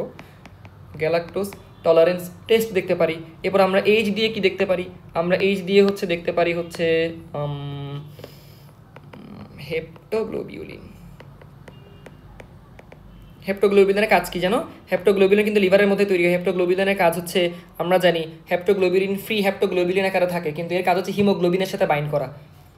এরপর আমরা দেখতে পারি খুবই গুরুত্বপূর্ণ HBS AG, তার মানে কি hepatitis B surface antigen test করতে পারে, যেটা হেপাটাইটিস বি ভাইরাস যদি কোনো ধরনের ভাইরাল ইনফেকশন হয় তখন কিন্তু এই অ্যান্টিজেনের প্রেজেন্স আমরা ব্লাডের মধ্যে পাবো, যেটা স্বাভাবিকভাবে কোনো একটা নর্মাল পার্সনের বডিতে পাওয়ার কথা না।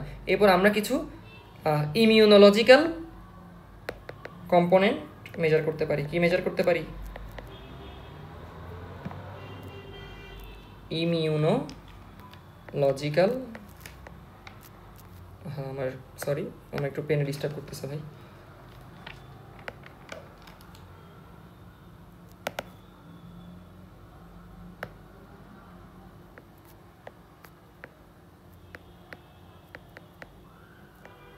ইমিউনোলজিক্যাল কম্পোনেন্ট বলতে আমাদের যদি কোনো ধরনের অটো ইমিউন ডিজিজ হয়, আমরা ইন্ডিকেশনসের মধ্যে কিন্তু পড়ছিলাম, আমাদের পেশেন্টেরও যদি কোনো ধরনের অটো ইমিউন সিমটম আমরা দেখি, তাহলে আমরা পেশেন্টের কিন্তু লিভার ফাংশন টেস্টের মধ্যে ইমিউনোলজিক্যাল কম্পোনেন্টগুলো মেজার করতে পারি। ইমিউনোলজিক্যাল কম্পোনেন্টগুলো কী কী? ইমিউনোলজিক্যাল কম্পোনেন্টের মধ্যে আছে আনা অথবা AN অ্যান্টিবডি, যেটা অথবা থাকতে পারে ASMA। ASMA হচ্ছে কিছুই না, এটা হচ্ছে অ্যান্টি স্মুথ মাসেল অ্যান্টিবডি। এটা খুবই গুরুত্বপূর্ণ, বেসিক্যালি এটাই দেখা হয়। এরপর হচ্ছে আমরা ইমিউনোগ্লোবিলিন জি এর পরিমাণ দেখতে পারি, অথবা আমরা আরেকটা দেখতে পারি, সেটা হচ্ছে অ্যান্টি LKM1 অথবা এটাকে বলা হয় লিভার কিডনি মাইক্রোজোমাল অ্যান্টিবডি 1। ঠিক আছে, আমরা এগুলো হচ্ছে যে লিভার ফাংশন টেস্টের মধ্যে মেজার করতে পারি। এবার আমরা হচ্ছে প্রত্যেকটা জিনিসের ইন্ডিভিজুয়ালাইজড আলোচনা করব। অ্যালবুমিন বাড়ে কমে এগুলা জিনিস নিয়ে হচ্ছে আমরা আলোচনা করবো। এখনের পড়া দিয়ে আমাদের খুব সুন্দর একটা সামারি চলে আসবে। আমরা অনেক কিছু হয়তো মনে হচ্ছে এলোমেলোভাবে পড়ছি, অনেক কিছু বেসিক বুঝছি, কিন্তু কীভাবে পরীক্ষায় অ্যান্সার করবো, কই পরীক্ষায় বলবো, এটা এখনও বুঝতেছি না। এই ক্লাসের শেষ অংশে এসে হচ্ছে আমাদের একেবারে সব কিছু মাথার মধ্যে ডটসগুলো মিলে যাবে। আমি যদি শুরু করি অ্যালবুমিন দিয়ে, আমি একটু কালি চেঞ্জ করি, আমি হোয়াইট কালার পেন। তাহলে আমরা পেশেন্টের মধ্যে অ্যালবুমিন মেজার করব। অ্যালবুমিন কি অ্যালবুমিন মেজার করব, কোথায় অ্যালবুমিন মেজার করব, এখন আমরা সব বলতে পারবো না। সিরাম অ্যালবুমিন মেজার করব, খুবই স্বাভাবিক। আমরা যে কোনো ধরনের কম্পোনেন্ট মেজার করার জন্য স্যাম্পল নিয়েছিলাম কয়টা ভাই? 3টা, ব্লাড, প্লাজমা অথবা ব্লাড বা সিরাম যেটা, এরপরে হচ্ছে যে আমরা হচ্ছে যে ইউরিন নিয়েছিলাম, এরপর স্টুল নিয়েছিলাম। খুবই স্বাভাবিক, আমরা হচ্ছে এখানে সিরাম অ্যালবুমিনটা হচ্ছে কাউন্ট করব। এখন লিভার যদি কোনো কারণে ম্যালফাংশন হয়, লিভার স্বাভাবিকভাবে তার সিনথেটিক ফাংশন অ্যালবুমিন প্রোডাকশন করতে পারবে না। অ্যালবুমিন প্রোডাকশন যদি করতে না পারে, অ্যালবুমিনের পরিমাণ পেশেন্টের মধ্যে কমে যাবে। তাহলে অ্যালবুমিনের নর্মাল কনসেন্ট্রেশন জানি কত ছিল ব্লাডের মধ্যে? নর্মালি অ্যালবুমিন থাকে আমরা জানি 3.5 to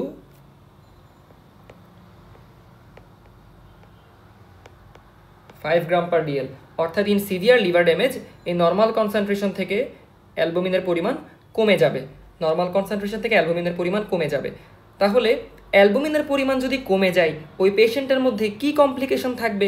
অ্যালবুমিনের পরিমাণ যদি কমে যায়, আমাদের যে ব্লাড ভেসেলসের মধ্যে অ্যালবুমিনের পরিমাণ যদি কমে যায়, এই ব্লাডের মধ্যে হাইপো অ্যালবুমিনিমিয়া ডেভেলপ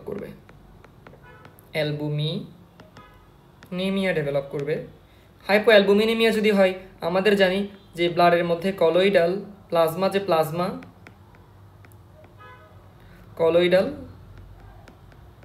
অঙ্কোটিক প্রেশার কমে যাবে। তাহলে ব্লাড কি আগের মতো প্লাজমার মধ্যে ফ্লুইড ধরে রাখতে পারবে? অবশ্যই ফ্লুইড ধরে রাখতে পারবে না।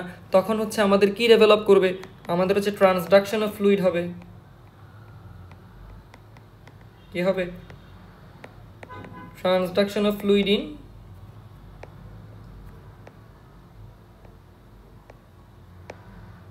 আমাদের ট্রান্সডাকশন অফ ফ্লুইড হবে। ফলে যেখানে যেখানে ফ্লুইড অ্যাপিয়ার করার কথা ছিল না, ওই সব জায়গায় অনেক বেশি পরিমাণে ফ্লুইড অ্যাপিয়ার করে ফেলবে, রাইট? ব্লাড ভেসেল থেকে লিক করে করে। যেমন এই ট্রান্সডাকশন অফ ফ্লুইডটা যদি আমাদের আমি সাপোজ ধরি এটা হচ্ছে আমাদের রাইট লাংয়ের কোস্ট অফ ডায়াফ্রামেটিক রিসেস, এইখানে এই পটেনশিয়াল স্পেসের মধ্যে যদি ফ্লুইড অ্যাপিয়ার করে, তখন এটাকে আমরা বলবো প্লুরাল এফিউশন ডেভেলপ করবে পেশেন্টের মধ্যে, রাইট? অথবা আমাদের যদি পেরিটোনিয়াম ক্যাভিটি, আমরা যদি বলি লিভার, আমাদের যদি পেরিটোনিয়াল ক্যাভিটির মধ্যে হচ্ছে যে ফ্লুইড অ্যাপিয়ার করে, তাহলে এখানে আমরা বলবো অ্যাসাইটিস হয়েছে। অথবা পেশেন্টের যদি লিম্বের মধ্যে পেরিফেরাল অর্গানের মধ্যে যদি ফ্লুইড অ্যাপিয়ার করে, তখন আমি বলতে পারি তার জেনারেলাইজড ইডিমা হয়েছে। জেনারেলাইজড ইডিমা ডেভেলপ করবে। আর লিভার ফাংশন টেস্টের মধ্যে যদি আমরা অ্যালবুমিনের পরিমাণ অনেক কম পাই, এটা কি ইন্ডিকেট করে, কি কমপ্লিকেশন হচ্ছে ইন্ডিকেট করে, সেটা হচ্ছে ইন্ডিকেট করবে কি liver disease, chronic liver disease. এখন তুমি আমাকে জিজ্ঞেস করবে ক্রনিক কেন, সেটা হতে পারে ক্রনিক লিভার ডিজিজ কেন, এখানে আমাদের বেসিক কনসেপ্ট কাজে লাগবে। সেটা হচ্ছে আমাদের এখানে যেটা দেখতে হবে অ্যালবুমিনের হাফ লাইফটা কত। অ্যালবুমিনের যেটা হাফ লাইফ, সেই অ্যালবুমিনের হাফ লাইফ হলো মোটামুটি ভালোই বেশি। অ্যালবুমিনের হাফ লাইফ হচ্ছে 20 ডেজ, হাফ লাইফ হচ্ছে 20 ডেজ। এই 20 ডেজ দিয়ে আমরা আসলে জিনিসটা কি বুঝি, সেটা হচ্ছে 20 দিন পর্যন্ত লিভারের মধ্যে যদি কোনো ধরনের অ্যালবুমিন হাইপো অ্যালবুমিনিমিয়া জনিত যদি কোনো সমস্যা হয়, এই 20 দিন পর্যন্ত আমরা টেস্ট করে আসলে বুঝবো না যে ওর হাইপো অ্যালবুমিনিমিয়া ডেভেলপ করছে, কারণ লিভার আগে থেকে যে পরিমাণ অ্যালবুমিনগুলো তৈরি করে রাখছিল ওগুলো ব্লাডের মধ্যে 20 দিন পর্যন্ত হচ্ছে অ্যাপিয়ার করবে, এই জন্য ততক্ষণ পর্যন্ত আমরা বুঝবো না। এরপর 20 দিনের পরে আস্তে আস্তে যখন অনেক সময় অতিবাহিত হবে তখন গিয়ে আমরা বুঝবো কিরে অ্যালবুমিনের পরিমাণ তো নর্মাল রেঞ্জ থেকে বেশি পরিমাণে কমে গেছে। তখন গিয়ে আমরা যে স্টেজটা পাবো তখন অলরেডি লিভারের ড্যামেজ ভালো হয়ে যাবে, সেখান থেকে ডেভেলপ করবে ক্রনিক লিভার ডিজিজ, কারণ এটা শুরুতে অ্যাসিমটোমেটিক থাকতে পারে। ঠিক আছে, তাহলে এখন আমরা এত কথা যে বললাম এই পেজের কথাটাকে আমরা পড়বো কিভাবে, এতক্ষণ পর্যন্ত যে আমরা এত কনসেপ্ট ডেভেলপ করলাম এই কনসেপ্টটাকে কাজে লাগাই আমরা খুব সুন্দর একটা ফ্লো চার্ট এবার আমার মাথার মধ্যে মিলাই ফেলবো। সেটা হচ্ছে কি দেখি, প্রথমে তার মানে কি বললাম রিয়েল লাইফ সিনারিওতে কি হয় ভাই, রিয়েল লাইফ সিনারিওতে সবসময় আমার কাছে একজন পেশেন্ট আসে।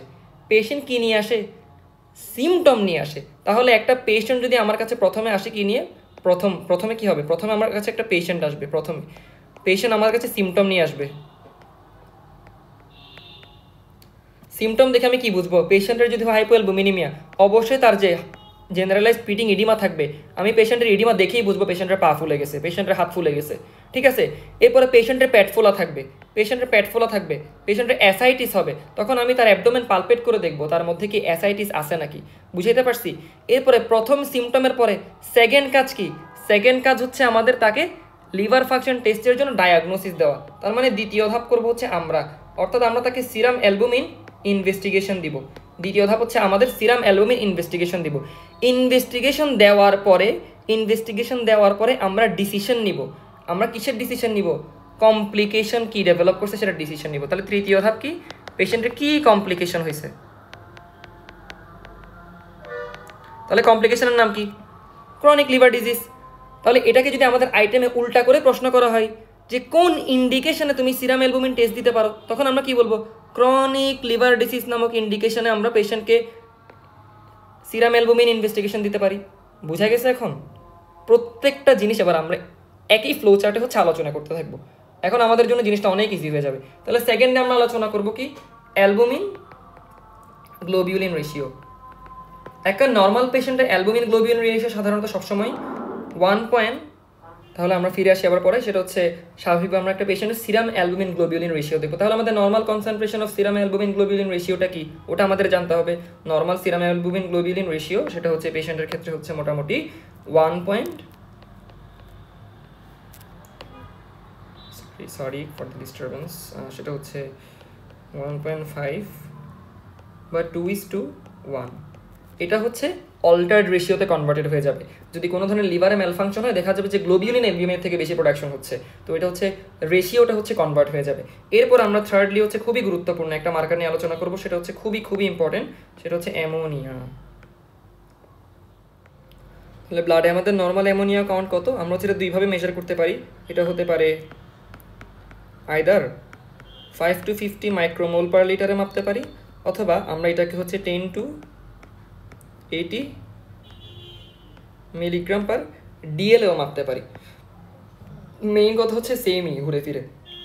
এখন ব্লাডের মধ্যে কিন্তু যদি কোনো কারণে আমাদের লিভার হচ্ছে ম্যালফাংশন হয়, লিভারের কিন্তু এক্সক্রিটরি ফাংশন ছিল হচ্ছে অ্যামোনিয়াকে শরীর থেকে বের করে এক্সক্রিট আউট করে দেওয়া, বাট কোনো কারণে যদি অ্যামোনিয়া ঠিকমতো এক্সক্রিটেড হইতে না পারে, আমাদের লিভারের মধ্যে কি অ্যামোনিয়া এক্সক্রিট যদি হইতে না পারে, অ্যামোনিয়া হতে জমতে থাকবে, অ্যামোনিয়া জমতে অ্যামোনিয়া একুমুলেশন হবে, তার মানে অ্যামোনিয়ার পরিমাণ হচ্ছে আমরা কি পাবো, ইনক্রিজড অ্যামোনিয়া পাবো। এবার এটার মেকানিজমটা আমি হচ্ছে এখানে একটু ডিসকাস করতে চাই, অ্যামোনিয়া কেমনে বাড়তেছে। তাহলে আমাদের অ্যামোনিয়ার ইনটক্সিকেশনটা বোঝাটা খুবই জরুরি। অ্যামোনিয়া, আমি আবারও বললাম অ্যামোনিয়া কিন্তু এক ধরনের নিউরোটক্সিন। অ্যামোনিয়া অ্যাকুমুলেশন এটা কেমনে হচ্ছে, সেটা হচ্ছে আমাদের কন্টিনিউয়াসলি আমাদের বডির মধ্যে স্কেলেটাল মাসল আছে, স্কেলেটাল মাসল, এবং আমাদের হচ্ছে যে এটা হচ্ছে আমি যদি বলি গাট, এটা হচ্ছে আমাদের জিআই ট্র্যাক্ট বা জিআইটি ইন্টেস্টাইন। দেখা যায় আমাদের যে স্কেলেটাল মাসেল আছে, আমি যদি স্কেলেটাল মাসেলের রিয়াকশনটাকে এখানে জুম করে লিখি, সেটা হচ্ছে স্কেলেটাল মাসেলের মধ্যে খুবই প্রিডমিনেন্ট আকারে আমাদের অ্যালানিন থাকে, অ্যালানিন নামক অ্যামাইনো অ্যাসিড থাকে। এই অ্যালানিন অ্যামাইনো অ্যাসিড কী করে, তার মধ্যে থাকা অ্যামিন মূলককে আরেকটি কোরেসপন্ডিং কিটো অ্যাসিডকে কনভার্ট করে দেয়। আমরা জানি স্কেলেটাল মাসেলের মধ্যে অ্যামাইনো অ্যাসিড হিসেবে অ্যালানিন যেমন থাকে, কিটো অ্যাসিড হিসেবে আলফা কিটো গ্লুটারেটও থাকে। ফলে অ্যালানিন তার অ্যামিনগুলোকে ট্রান্সঅ্যামাইনেশনের মাধ্যমে আলফা কিটো গ্লুটারেটকে ট্রান্সফার করে দেয়। ফলে অ্যালানিন নিজে তার কোরেসপন্ডিং কিটো অ্যাসিডে কনভার্ট হয়ে যায়, অ্যালানিন হয়ে যায় পাইরুভেট, এবং আলফা কিটো গ্লুটারেট অ্যালানিন থেকে পাওয়া অ্যামিনমূলককে গ্রহণ করে হয়ে যায় গ্লুটামেট। ঠিক আছে, এই গ্লুটামেটগুলো কিন্তু এখানে বসে থাকবে না, তারা হচ্ছে সুন্দর মতো ব্লাড ভেসেলসে চলে আসবে। এই গ্লুটামেটগুলো ব্লাড ভেসেলসে চলে আসার মাধ্যমে তারা চলে আসবে কোথায়, লিভারের মধ্যে। আমি এখানে বড় করে একটু লিভারটা আঁকলাম, এরা চলে আসবে কোথায়, লিভারের মধ্যে। আর কন্টিনিউয়াসলি আমাদের যে জিআইটি, এই জিআইটির মধ্যে যে কোলোনিক ব্যাকটেরিয়া থাকে, ওরা কিন্তু কন্টিনিউয়াসলি অনেক ধরনের নিউরোটক্সিন তৈরি করতেছে। আমরা এর আগেও পড়ছিলাম যে অ্যামোনিয়া কনভার্ট তৈরি করতেছে, তারা গাবা তৈরি করতেছে, তারা মারক্যাপটান তৈরি করতেছে, তারা ফ্যাটি অ্যাসিড তৈরি করতেছে। এই অ্যামোনিয়াগুলো হচ্ছে যে গ্লুটামেটের মাধ্যমে বাইন্ড হয়ে তারা কিন্তু ব্লাড ভেসেল হয়ে এরাও কোথায় চলে আসবে, লিভারের মধ্যে চলে আসবে। তার মানে লিভার অনেক বেশি পরিমাণে গ্লুটামেট, অ্যামোনিয়া এগুলো হচ্ছে যে অ্যাবজর্ব করতেছে বা হেপাটোসাইটগুলো পাচ্ছে। তখন এই গ্লুটামেটটা এখানে আসার পরে কি হবে, এই গ্লুটামেট যেটা এখানে আসলো, আমরা জানি লিভারের মধ্যে ডিঅ্যামাইনেশন হয়। এই গ্লুটামেট তার যে অ্যামিন মূলক, সেই অ্যামিন মূলককে হচ্ছে যে ছেড়ে দিবে অ্যামোনিয়া আকারে, অ্যামোনিয়া আকারে তার অ্যামোনিয়াকে ছেড়ে দিবে। অ্যামোনিয়াকে ছেড়ে দেওয়ার পরে সেই গ্লুটামেট আবার তার কোরেসপন্ডিং আলফা কিটো অ্যাসিডে পরিণত হয়ে যাবে। ফলে সে কনভার্ট হবে আলফা কিটো গ্লুটারেটের মধ্যে। এবং এই রিঅ্যাকশনের মধ্যে আমরা জানি এনএডি এর হচ্ছে যে রিডাকশন হয় আর গ্লুটামেটের নিজের অক্সিডেশন হয়। বুঝাইতে পারছি?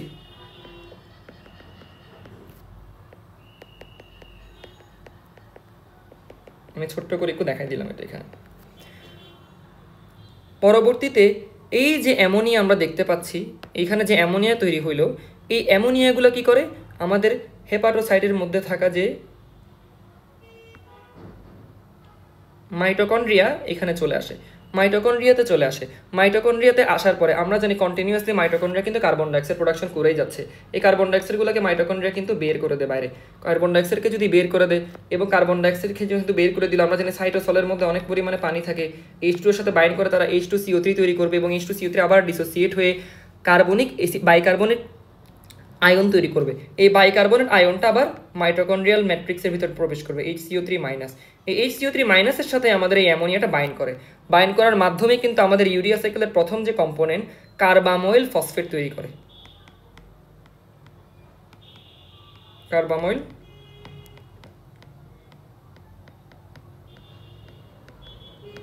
ফসফেট তৈরি করে। এখন এই কন্ডিশনগুলো ছিল নর্মাল কন্ডিশন, ঠিক আছে, নর্মাল কন্ডিশন। এখন অ্যাবনর্মাল কন্ডিশন কি, অ্যামোনিয়া যে আমাদের শরীরে অ্যাবনর্মালি বাড়তে পারে দুই ধরনের ক্ষেত্রে। আমরা তো জানি লিভারের সমস্যা, এই লিভারের সমস্যা আবার দুই ধরনের ক্ষেত্রে হতে পারে। সেটা হচ্ছে এক ধরনের সমস্যা যেটা হচ্ছে লিভারের সেলের মধ্যেই সমস্যা, যে সেলুলার ড্যামেজ, সে হচ্ছে ওই অ্যামোনিয়াগুলোকে রিসিভই করতে পারতেছে না, অথবা আমাদের এখানে যে এই অ্যামোনিয়াটা যে কার্বাময়েল ফসফেটে কনভার্ট হইলো, এটা করার জন্য এক ধরনের এনজাইম লাগে। সেই এনজাইমের নাম কি, কার্বাময়েল ফসফেট সিনথেটেস 1। এই এনজাইমের মাধ্যমে এনজাইম ডেফিসিয়েন্সি অথবা কনজেনিটালি লিভারের মধ্যে এনজাইম ডেফিসিয়েন্ট থাকতে পারে। এই দুই ধরনের কন্ডিশনের মধ্যেই আমাদের লিভারের মধ্যে আসা অ্যামোনিয়া কি হতে পারবে না, ইউটিলাইজেশন হতে পারবে না। তখন যে সিগনিফিক্যান্ট একটা মেকানিজম বা প্যাথোফিজিওলজি ডেভেলপ করে, সেটা হচ্ছে কন্টিনিউয়াসলি জিআই ট্র্যাক থেকে নিউরোটক্সিনগুলো প্রোডাকশন হচ্ছে, অ্যামোনিয়া প্রোডাকশন হচ্ছে। এখানে আমাদের স্কেলেটাল মাসল থেকেও গ্লুটামেটগুলো অনেক বেশি পরিমাণে এখানে এসে অ্যামোনিয়াকে লিভারের মধ্যে ছেড়ে দিচ্ছে, কিন্তু লিভার তো অ্যামোনিয়াকে ইউটিলাইজ করতে পারতেছে না ভাই। তাহলে অনেক বেশি পরিমাণে অ্যামোনিয়া লিভারের মধ্যে গ্যাদার করতে থাকবে, আস্তে আস্তে লিভারের মধ্যে গ্যাদার করতে থাকবে। যখনই লিভারের মধ্যে গ্যাদার করতে থাকলো, রাইট, লিভারের মধ্যে যদি গ্যাদার করতে থাকে, তখন দেখা যাবে এই অ্যামোনিয়াগুলা যেহেতু ফ্রি অ্যামোনিয়া আকারে থাকতে পারে না, ওরা লিভারের সাইটোসলের মধ্যে থাকা প্রোটিন, যে প্রোটনগুলোকে নিজের মধ্যে কন্টেন করে ডেভেলপ করবে হচ্ছে যে অ্যামোনিয়াম আয়ন, রাইট। সে কি হয়ে যাবে, অ্যামোনিয়াম আয়ন। আর কিছু অ্যামোনিয়াম আয়নগুলো কি করে যাবে, অ্যামোনিয়াম আয়নগুলো আবার ব্লাড ভেসেলসের মধ্যে যাবে, ব্লাড ভেসেলসের মধ্যে যাওয়ার মাধ্যমে সেন্ট্রাল ভেইন হয়ে সিস্টেমিক ভেইন হয়ে সে শরীরে সব জায়গায় ছড়াই পড়বে। শরীরে সব জায়গায় ছড়াই পড়ার পরে অ্যামোনিয়ামটা আলটিমেটলি কোথায় যাবে, সে হচ্ছে খুবই সিগনিফিক্যান্ট একটা অর্গান, সে হচ্ছে আমাদের ব্রেইনের মধ্যে চলে আসবে। কোথায়,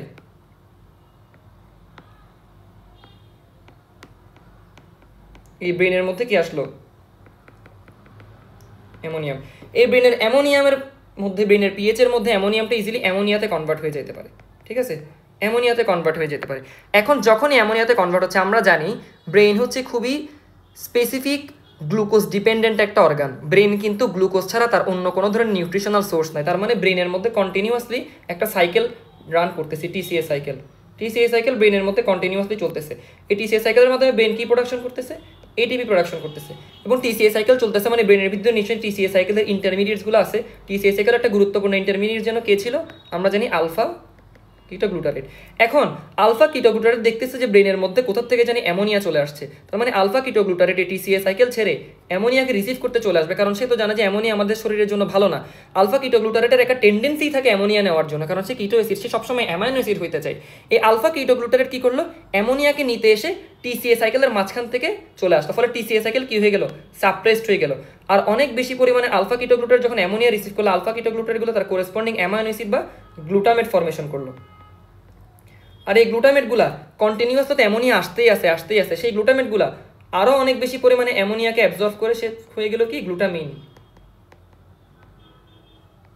আর এই গ্লুটামিন কিন্তু এক ধরনের কি, কলয়েডালি অ্যাক্টিভ সাবস্টেন্স। এই গ্লুটামিন যেহেতু কলয়েডালি অ্যাক্টিভ সাবস্টেন্স, সে হচ্ছে যে শরীরের যত ফ্লুইড আছে সবগুলা ফ্লুইড এনে কোন দিকে অ্যাবজর্ব করা শুরু করবে, ব্রেনের ভিতর। আর আমরা জানি ব্রেন কিন্তু একটা ক্লোজড ক্যাভিটি, কারণ ব্রেনের যে নিউরোক্রেনিয়াম ওগুলো তো ডাইলেট হইতে পারবে না, ফলে অনেক ডেঞ্জারাস একটা কন্ডিশন ডেভেলপ করবে, ইন্ট্রাক্রেনিয়াল প্রেশার বেড়ে যাবে, যেখান থেকে কিন্তু ব্রেন হার্নিয়েশন পর্যন্ত হয়ে যেতে পারে। ঠিক আছে, তাহলে অ্যামোনিয়া ইনটক্সিকেশনের কারণে ব্রেনের মধ্যে অনেক বেশি পরিমাণে ফ্লুইড জমতেছে, সেরিব্রাল ইডিমা ডেভেলপ করবে, বুঝতে পারছি। সেখান থেকে ব্রেন হার্নিয়েশন পর্যন্ত হয়ে পেশেন্টের কনভালশন, ডিসঅরিয়েন্টেশন, এমনকি ডেথ পর্যন্ত হতে পারে। তো এইটাই ছিল আমাদের অ্যামোনিয়া ইনটক্সিকেশন। তার মানে আমাদের শরীরে সবখানে আমরা কিন্তু অ্যামোনিয়ার পরিমাণটা, কন্টেন্ট হচ্ছে অনেক বেশি পরিমাণে বাড়তি পাবো। এই প্যাথোফিজিওলজিটা জানাটা খুবই জরুরি আমাদের। তাহলে লিভারে দুই ধরনের সমস্যার কারণে আমাদের অ্যামোনিয়া পরিমাণ বেড়ে যেতে পারে। তাহলে আমরা সিরামে অ্যামোনিয়া টেস্টের মাধ্যমে কি বুঝবো, সিরাম অ্যামোনিয়া টেস্টের মাধ্যমে বুঝবো অ্যামোনিয়ার কন্টেন্ট কি বেড়ে গেছে না কমে গেছে। আর যদি বেড়ে যায় তাহলে আমরা বুঝবো লিভারের মধ্যে এক ধরনের সেলুলার ইনজুরি হয়েছে, অথবা লিভারের মধ্যে কনজেনিটাল কোনো ধরনের এনজাইমেটিক ডেফিসিয়েন্সি আছে। এই কমপ্লিকেশন বা এই ডিসিশন আমরা পৌঁছাতে পারবো। এই অ্যামোনিয়া ইনটক্সিকেশনের প্যাথোফিজিওলজির পরে আমরা চলে যাব কোথায়, আমরা চলে যাব আলফা। আরেকটা আমাদের প্যারামিটার ছিল, সেটা কি ছিল, আলফা 1 অ্যান্টি সিরাম। এগুলোকে আমরা এখন পর্যন্ত সিরামেই দেখতেছি সব। সিরাম আলফা 1 অ্যান্টিট্রিপসিন ডেফিসিয়েন্সি, যদি লিভার ঠিকমতো কাজ না করে লিভার এই প্রোটিনটাকেও তৈরি করতে পারবে না, ফলে হচ্ছে কি আমাদের এটার পরিমাণ হচ্ছে যে সিরামের মধ্যে কমে যাবে। এটা কিন্তু বেসিক্যালি অ্যাকিউটলি কমে যায় হচ্ছে লাং ডিজিজের ক্ষেত্রে, বাট এটা যখন অনেক বেশি পরিমাণে কমে যাবে, ঠিক আছে, এটা হচ্ছে আসলে লাংকে এফেক্ট করে আর কি, বাট এটা যখন কমে যায় তখন আমরা যে জিনিসটা হচ্ছে যে কমপ্লিকেশন হচ্ছে যে সিদ্ধান্তে পৌঁছতে পারি, সেটা হচ্ছে ক্রনিক লিভার ডিজিজ। তাহলে ক্রনিক লিভার ডিজিজের মধ্যে আমরা আলফা 1 অ্যান্টিট্রিপসিন ডেফিসিয়েন্সি পাবো। এরপরে খুবই ইম্পর্টেন্ট একটা মার্কার নিয়ে আমরা আলোচনা করবো, সেটা হচ্ছে বিলিরুবিন। সিরাম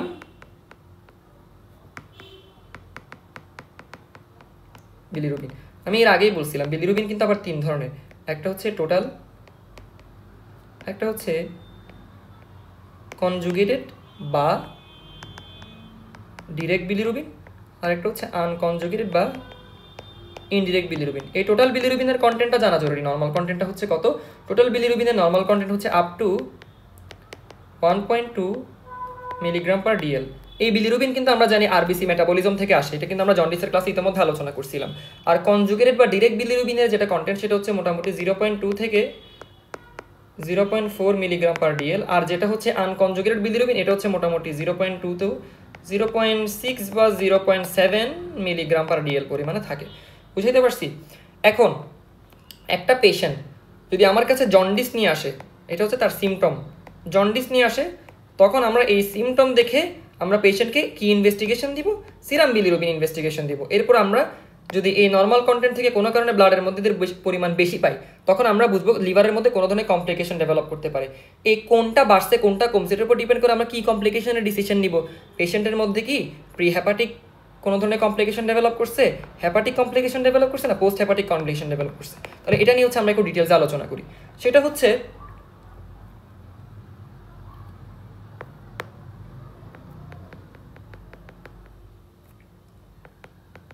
যদি পেশেন্টের মধ্যে প্রি হ্যাপাটিক জন্ডিস হয়,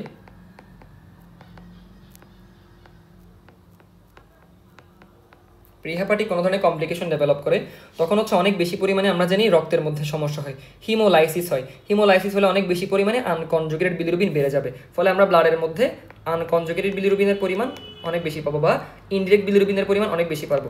আর আমরা জানি হচ্ছে হ্যাপাটিক জন্ডিস, আর যদি হ্যাপাটিক কমপ্লিকেশন ডেভেলপ করবে আমরা কনজুগেটেড এবং আনকনজুগেটেড দুইটাই বেশি পাবো, যেটাকে আমরা বলি হচ্ছে টোটাল বিলিরুবিন বেশি পাবো। এখন কেন হ্যাপাটিকের মধ্যে দুইটাই বাড়তেছে, কেন দুইটাই একটা কমতেছে না একটা বাড়তেছে, এগুলো কিন্তু আমরা জন্ডিসের ক্লাসে অলরেডি আলোচনা করে ফেলছি। এবং 3 নাম্বার হচ্ছে যদি কোনো কারণে পেশেন্টের পোস্ট হ্যাপাটিক বা অবস্ট্রাকটিভ জন্ডিস ডেভেলপ করে, তখন কিন্তু আমরা সেখানের মধ্যে যে ব্লাডের মধ্যে কোথায় বাড়তেছে খুব খেয়াল, আমি কিন্তু সিরাম বারবার বলছি, সিরাম এগুলো কিন্তু ব্লাডে মাপতেছি না, আমরা সিরামে দেখতেছি। হ্যাঁ, সিরামের মধ্যে দেখতেছি, প্রত্যেকটাই সিরামে দেখতেছি। সিরামের মধ্যে আমরা কনজুগেটেড বিলিরুবিন অনেক বেশি পরিমাণে পাবো বা ডিরেক্ট বিলিরুবিনের পরিমাণ অনেক বেশি পরিমাণে পাবো। এখন আমাদেরকে এখানে প্রশ্ন কি করবে, লিভার ফাংশন, আমরা তো এখন লিভার ফাংশন টেস্ট করতেছি, আমাদের তো টপিকের নাম জন্ডিস। এই লিভার ফাংশন টেস্টের মধ্যে আমাদেরকে যে প্রশ্নটা করা হবে, আমরা কোন রিয়াকশনের মাধ্যমে বা কোন টেস্টের মাধ্যমে পেশেন্টের বিলিরুবিন কাউন্ট মেজার করতে পারি, এটা ভাইবার জন্য খুবই ইম্পর্টেন্ট প্রশ্ন। সেটা হচ্ছে আমাদের কোন টেস্টের মাধ্যমে আমরা সিরাম বিলিরুবিন কাউন্ট দেখতে পারি, সেই টেস্টের নাম হচ্ছে ভ্যান্ডেনবার্গ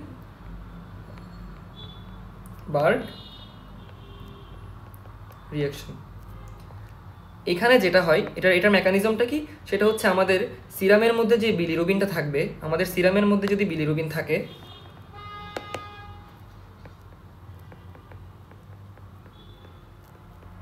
আমাদের এই সিরাম বিলিরুবিন বাইন্ড করে একটা ডায়ের সাথে।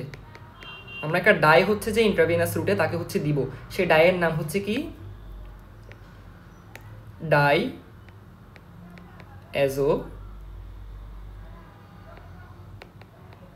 ডাইঅ্যাজোডাইজড সালফানিলিক অ্যাসিড। এটার সাথে সে বাইন্ড করে তৈরি করে আরেকটা কম্পোনেন্ট, তার নাম হচ্ছে অ্যাজোবিলিরুবিন। এই অ্যাজোবিলিরুবিন যে তৈরি করলো, এই অ্যাজোবিলিরুবিন তৈরি হয়েছে, আমরা খালি চোখে দেখবো না, তার মানে নিশ্চয়ই সে একটা কালারফুল অ্যাপিয়ারেন্স দিবে। তাহলে তার স্যাম্পলের মধ্যে আমরা হচ্ছে যে মোটামুটি পিঙ্ক টু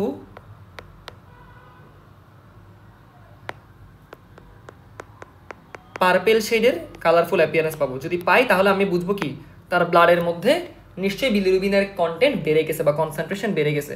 এখন রিয়াকশনটা কিভাবে করবে, ঠিক আছে, যদি ব্লাডের মধ্যে, খেয়াল করো খুব খেয়াল, যদি ব্লাডের মধ্যে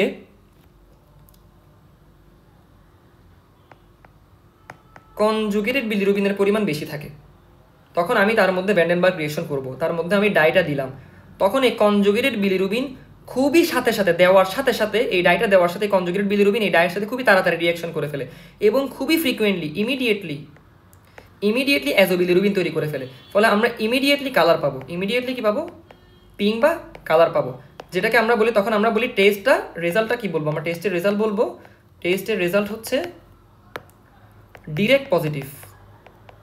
তার মানে আমাদের যদি টেস্টের রেজাল্ট ডিরেক্ট পজিটিভ আসে, তখন আমরা বুঝবো পেশেন্টের মধ্যে কোন বিলিরুবিন বেশি, কনজুগেটেড বিলিরুবিনের পরিমাণ বেশি, পেশেন্টের মধ্যে কনজুগেটেড বিলিরুবিনের পরিমাণ বেশি।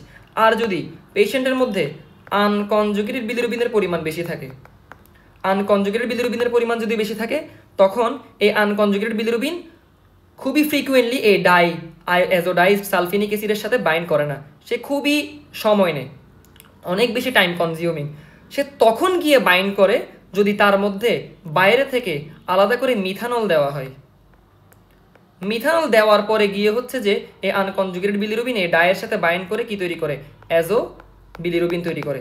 যতক্ষণ তুমি অ্যালকোহলটা দিবা না, ততক্ষণ পর্যন্ত আনকনজুগেটেড বিলিরুবিন কিন্তু এই ডাইঅ্যাজোডাইজড সালফিনিলিক অ্যাসিডের সাথে বাইন্ড করবে না এবং অ্যাজোবিলিরুবিন তৈরি করবে এবং কোনো কালারফুল অ্যাপিয়ারেন্স দিবে না। যখনই মিথানল দিবে তখনই কালারফুল অ্যাপিয়ারেন্স দিবে। এই জন্য এই টেস্টের রেজাল্টকে বলা হয় ইনডিরেক্ট পজিটিভ। আর যদি কোনো পেশেন্টের মধ্যে 2টা বিলিরুবিনে বেশি থাকে, মানে টোটাল বিলিরুবিনে বেশি থাকে ব্লাডের মধ্যে, তখন এটা যে রিয়াকশন দেবে সেই রিয়াকশনের নাম হচ্ছে ডাইফেজিক ভ্যান্ডেনবার্গ রিয়াকশন। ডাইফেজিক ভ্যান্ডেনবার্গ রিয়াকশন, অর্থাৎ সে ইমিডিয়েটলি কালার দিয়ে ফেলবে, কালার ইমিডিয়েটলি দিবে, আর কালারটা 30 মিনিট পরে ইন্টেন্সিফাই হবে। বুঝাইতে পারছি? আর টোটাল বিলিরুবিন যদি বেশি থাকে তাহলে আমরা ডাক্তার হিসেবে কি কমপ্লিকেশন দিতে পারি পেশেন্টকে? তাহলে আমরা বলতে পারি যে পেশেন্টের হয়তো হেপাটোসেলুলার বা হেপাটিক জন্ডিস বা হেপাটিক কোনো কমপ্লিকেশন ডেভেলপ করছে। বুঝতে পারছি? তাহলে আমাদের বিলিরুবিন নিয়ে আলোচনা এখানে শেষ। এরপরে বিলিরুবিন নিয়ে আলোচনা শেষ হওয়ার পরে আমাদের পরবর্তী কম্পোনেন্টে যাইতে হবে। এবার আমরা অনেকক্ষণ সিরাম নিয়ে কথা বললাম ভাই, সিরাম নিয়ে অনেক কথা বললাম। এবার আমরা ইউরিন প্যারামিটার, ইউরিন স্যাম্পল দেখবো একটু। ইউরিন স্যাম্পল নিয়ে আলোচনা করবো। ইউরিনের মধ্যে আমরা কাকে কাকে দেখবো? ইউরিনের মধ্যে আমরা বি দিয়ে কাদেরকে দেখতে পারি? বাইল পিগমেন্টকে দেখতে পারি। ইউরিনে বাইল পিগমেন্ট দেখার যে পরীক্ষা, সেই পরীক্ষার নাম হচ্ছে ফাউশেটস টেস্ট। ঠিক আছে, এই ফাউশেটস টেস্ট যদি পজিটিভ হয় তখন আমরা গিয়ে বলতে পারবো পেশেন্টের ইউরিনের মধ্যে কি কনজুগেটেড বিলিরুবিন পাওয়া গেছে। তার মানে পেশেন্টের হয়তো কি অবস্ট্রাকটিভ অথবা হেপাটিক জন্ডিস ডেভেলপ করছে। কেন পেশেন্টের ইউরিনের মধ্যে বাইল পিগমেন্ট থাকলে অবস্ট্রাকটিভ বা হেপাটিক, এগুলো জন্ডিসের ক্লাসের আলোচনা। আর যদি নেগেটিভ পাই তখন আমরা বুঝবো যে হয়তো এটা হিমোলাইটিক জন্ডিস। এটা নেগেটিভ থাকবে হিমোলাইটিক জন্ডিসের ক্ষেত্রে। বুঝতে পারছি? আর এখানে ফাউচেস টেস্ট করার পরে আমরা যে কালারফুল অ্যাপিয়ারেন্স পাবো, সেই কালারফুল অ্যাপিয়ারেন্সটা হচ্ছে পিস্টা গ্রিন কালার। স্যাম্পলের মধ্যে পিস্টা গ্রিন কালার অ্যাপিয়ার করবে।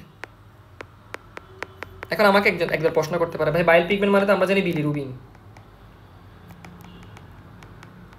কারণ আরবিসি তো মেটাবোলাইজ হয়ে বিলিভার্ডিন থেকে বিলিরুবিন হয়। তাহলে আমাদের ইউরিনের মধ্যে পিস্টা গ্রিন কালার কেন আসছে? বিলিরুবিন তো ইয়েলোইশ কালার, তাহলে তো আমাদের ইয়েলো কালার পাওয়ার কথা ছিল, এখানে গ্রিন কালার কেন আসলো? এটা খুবই ইম্পর্টেন্ট। এই জন্য আমাদের ফাউশেস টেস্টের এটার বেসিকটা যদি ক্লিয়ার করতে চাই, আমাদের ফাউশেস টেস্টের কম্পোনেন্টটাকে দেখতে হবে। ফাউশেস টেস্ট হচ্ছে বেসিক্যালি ট্রাইক্লোরো অ্যাসিটিক অ্যাসিড এবং ফেরিক টেট্রাক্লোরাইড দ্বারা তৈরি, বা আমরা যেটাকে FeCl3 বলি, ফেরিক ট্রাইক্লোরাইড দ্বারা তৈরি। সরি, টেট্রাক্লোরাইড কেন বললাম? ফেরিক ট্রাইক্লোরাইড দ্বারা তৈরি। এই ফেরিক ট্রাইক্লোরাইডে আমরা জানি যে ফেরিক আয়নটা থাকে। ফেরিক আয়ন কিন্তু এক ধরনের অক্সিডাইজিং এজেন্ট। কি অক্সিডাইজিং এজেন্ট? তো যখনই এই অক্সিডাইজিং এজেন্টটা দেওয়া হয়, সে বিলিরুবিনের সাথে বাইন্ড করে এই বিলিরুবিনকে কি করে ফেলে? অক্সিডাইজ করে ফেলে, তখন সে বিলিভার্ডিনে কনভার্ট হয়ে যায়। এই জন্যই কিন্তু আমরা পেশেন্টের ইউরিনের মধ্যে কি অ্যাপিয়ারেন্স পাই?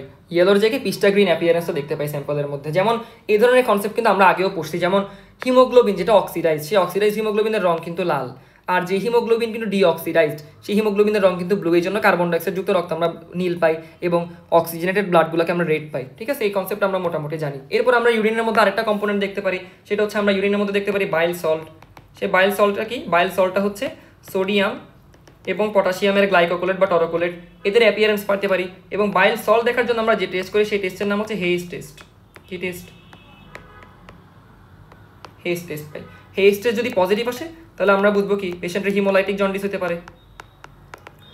বুঝতে পারছি? সরি, পজিটিভ থাকলে কেন হিমোলাইটিক?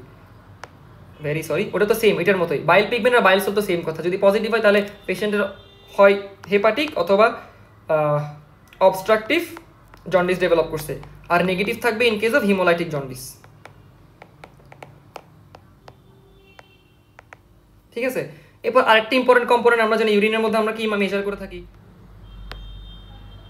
তাহলে আমরা পেশেন্টের মধ্যে ইউরোবিলিনোজেন কনভার্ট করতে পারি। ইউরোবিলিনোজেন অবস্ট্রাকটিভ জন্ডিসের মধ্যে, যেহেতু অবস্ট্রাকটিভ জন্ডিসে স্টারকোবিলিনোজেন ইন্টেস্টাইনে যাইতে পারে না, ফলে স্টারকোবিলিনোজেন যদি তৈরি না হয় ইউরোবিলিনোজেনে কখনো তৈরি হবে না। এগুলো জন্ডিসের ক্লাসের আলোচনা ছিল।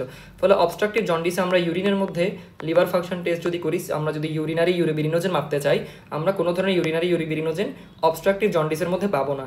কিন্তু আমরা যদি হিমোলাইটিক জন্ডিসের ক্ষেত্রে আসি, তাহলে আমরা ইউরিনের মধ্যে ইউরোবিলিনোজেনের অ্যাপিয়ারেন্স পাবো এবং ইউরিনের কালারটা ইউরোবিলিনোজেনের কারণে কি হবে? মোটামুটি ডার্ক ইয়েলো হবে, বা এটাকে আমরা বলি হচ্ছে টি কালার্ড হবে। টি কালার ইউরিন।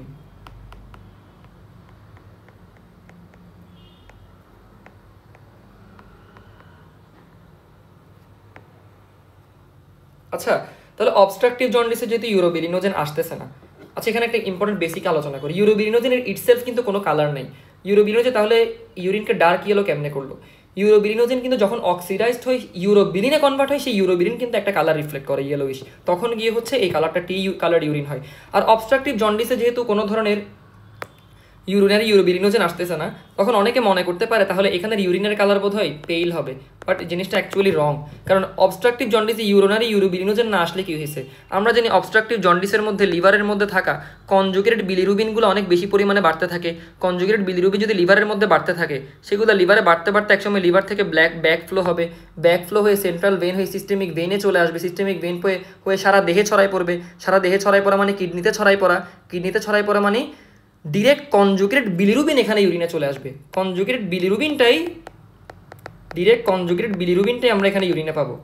ফলে এই ইউরিনটা বিলিরুবিনের তো নিজস্ব কালার আছে, ফলে কনজুগেটেড বিলিরুবিন সরাসরি যেহেতু ইউরিনে চলে আসছে, এখন এই ইউরিনের কালারটা আরও ডার্ক হবে। এই কালারটা হচ্ছে মাস্টার্ড কালার ইউরিন পাবো আমরা এখানে। মানে আমরা যে সরিষার তেল দেখি, সরিষার তেল কিন্তু বাইরে থেকে দেখতে অনেক ঘন লাগে, ওই সেম কালারটাই হচ্ছে আমরা এখানে পাবো। ঠিক আছে, এখন হচ্ছে আমরা আমাদের পরবর্তী রিনাল ফাংশন টেস্টের মার্কার নিয়ে আলোচনা করতে পারি। সি দিয়ে জানি কোনটা ছিল, সি দিয়ে কি ছিল? সি দিয়ে আমাদের সবচাইতে ইম্পর্টেন্ট যেটা ছিল কোয়াগুলেটিং ফ্যাক্টর ছিল, রাইট? কোয়াগুলেটিং ফ্যাক্টরের মধ্যে কারা ছিল? কোয়াগুলেটিং ফ্যাক্টর দিয়ে আমরা জানি 2, 7, 9, 10 এগুলোর ডেফিসিয়েন্সির কারণে হতে পারে আমরা জানি। আবার লিভারের স্টোরেজ ফাংশনের মধ্যে ছিল ভিটামিন কে স্টোর করে, ভিটামিন কে কিন্তু এগুলো তৈরি করতে লাগে, ভিটামিন কে ডেফিসিয়েন্সি থেকেও কিন্তু এগুলোর ডেফিসিয়েন্সি হইতে পারে। বুঝতে পারছি? ভিটামিন কে ডেফিসিয়েন্সির কারণে এগুলো ডেফিসিয়েন্সি হইতে পারে, ফলে আমাদের প্রথম দিন টাইম বেড়ে যাবে, অনেক বেড়ে যাবে, বা ব্লাড ক্লটিংয়ে ডিলে হবে, বা এটাকে বলা হয় হচ্ছে PT INR ratio. PT INR ratio যদি মোর দেন 1 বা 1.5 হয়, তখন আমরা বুঝবো যে পেশেন্টের হয়তো লিভার ডিজিজ থাকতে পারে। কিন্তু সবসময় যে ক্লটিং ফ্যাক্টর ডেফিসিয়েন্সি মানে লিভার ডিজিজ এটা না, তখন কিন্তু আমরা পেশেন্টের হিস্ট্রি নিয়ে হচ্ছে জেনে নিব, পেশেন্টের কি প্রিভিয়াসলি কোনো ধরনের ক্লটিং ডিসঅর্ডার জনিত কোনো সমস্যা আছে নাকি, পেশেন্টের কি হিমোফিলিয়া আছে নাকি, হ্যাঁ পেশেন্ট কি কোনো হিমোফিলিয়া আছে না, বা পেশেন্ট কি কোনো ধরনের নির্দিষ্ট ড্রাগের আন্ডারে আছে নাকি, সবসময় এটা দেখেই হচ্ছে কি স্পেসিফিকলি আসলে জানা যায় না। এটা গেল সি দিয়ে হচ্ছে আমরা খুবই গুরুত্বপূর্ণ আরেকটা জিনিস দেখতে পারি, সেরুলোপ্লাজমিন। আমি সেরুলোপ্লাজমিন এবং হচ্ছে যে হিমোক্রোমাটোসিস এই দুইটা জিনিস পরবর্তীতে আলাদাভাবে আলোচনা করবো, এটাই জন্য এখানে আলোচনা করতেছি না। আমি হচ্ছে পরবর্তীতে এখন চলে যাব হচ্ছে ডায়ের মধ্যে। ডি ফর ডাই যেটা ছিল, ডাই হচ্ছে ব্রোমোসালফথেলিন যেটা ছিল বিএসপি। এই বিএসপিটা হচ্ছে যে ইন্ট্রাভেনাস রুটে বাইরে থেকে হচ্ছে ইজেক্ট করা হয়, যে বিএসপি ডাই, এই বিএসপি ডাইটা কত তাড়াতাড়ি হচ্ছে আমাদের লিভার হচ্ছে ক্লিয়ার করে ফেলতেছে, এই জিনিসটা হচ্ছে মাপা হয়। নর্মালি যদি লিভার নর্মালি ফাংশন করে মোটামুটি 45 মিনিটসের ভিতরে এই বিএসপি যে ডাইটা আছে এটার মাত্র 5% অবশিষ্ট থাকে। কিন্তু যদি কোনো কারণে লিভার ঠিকমতো এক্সক্রিটরি ফাংশন হচ্ছে যে, বা ডিটক্সিফিকেশন ফাংশনটা হচ্ছে যে করতে না পারে, তখন এই রিটেনশনটা 5% থেকে বেশি হয়ে যায়, তখন গিয়ে আমরা বুঝবো লিভারের মধ্যে হয়তো কোনো ধরনের সমস্যা আছে। এরপরে সবচাইতে গুরুত্বপূর্ণ হচ্ছে আমাদের এনজাইম মার্কার্স, যেটা আইটেমের সবচেয়ে, এই টপিকের সবচেয়ে গুরুত্বপূর্ণ প্যারামিটার এনজাইম মার্কার্স। ঠিক আছে, তাহলে এনজাইম মার্কার্সের মধ্যে আমাদের কোন জিনিসটা চলে আসবে? আমরা জানি এনজাইম মার্কার্সগুলো লিভারের কোথায় থাকে সেই জিনিসটা একটু আমাদের স্পেসিফিক্যালি বুঝতে হবে।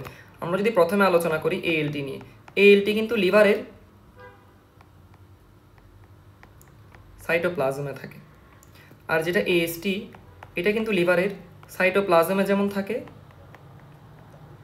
তেমনি মাইটোকন্ড্রিয়াতেও থাকে।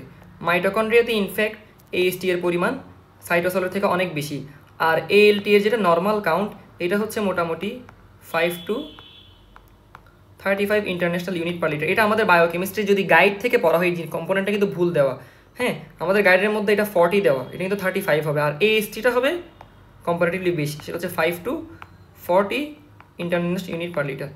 সেটা যদি সাইটোপ্লাজমিক কন্টেন্টের কথা চিন্তা করা হয়, তাহলে কিন্তু এএলটি এর পরিমাণ এএসটি থেকে বেশি, খুব খেয়াল, যদি সাইটোসলের কথা চিন্তা করা হয়। কিন্তু টোটাল এএলটি আর এএসটি কাউন্ট যদি করা হয়, তখন কিন্তু আমাদের বডির মধ্যে বা লিভারের মধ্যে এএসটি এর পরিমাণ এএলটি থেকে বেশি থাকে, এটা একটু মাথায় রাখতে হবে, কেমন? এএসটি এর পরিমাণ এএলটি থেকে বেশি থাকে। আর যেটা আমাদের গামা গ্লুটামিল ট্রান্সফারেজ, এটাও আমাদের লিভারের মাইটোকন্ড্রিয়াতে থাকে। এরপর 5 প্রাইম নিউক্লিওটাইডেস থাকে এবং আরেকটা গুরুত্বপূর্ণ এনজাইম, সেটা হচ্ছে এই পেজটা কোত্থেকে আসলো, এটা আমি শেষ করে দিই। এবং আরেকটা এনজাইম থাকে, সেটা হচ্ছে কি আমাদের অ্যালকালাইন ফসফেটেস বা এএলপি। এই এএলপিটা কি, এএলপিটা কিন্তু এক ধরনের একটো এনজাইম।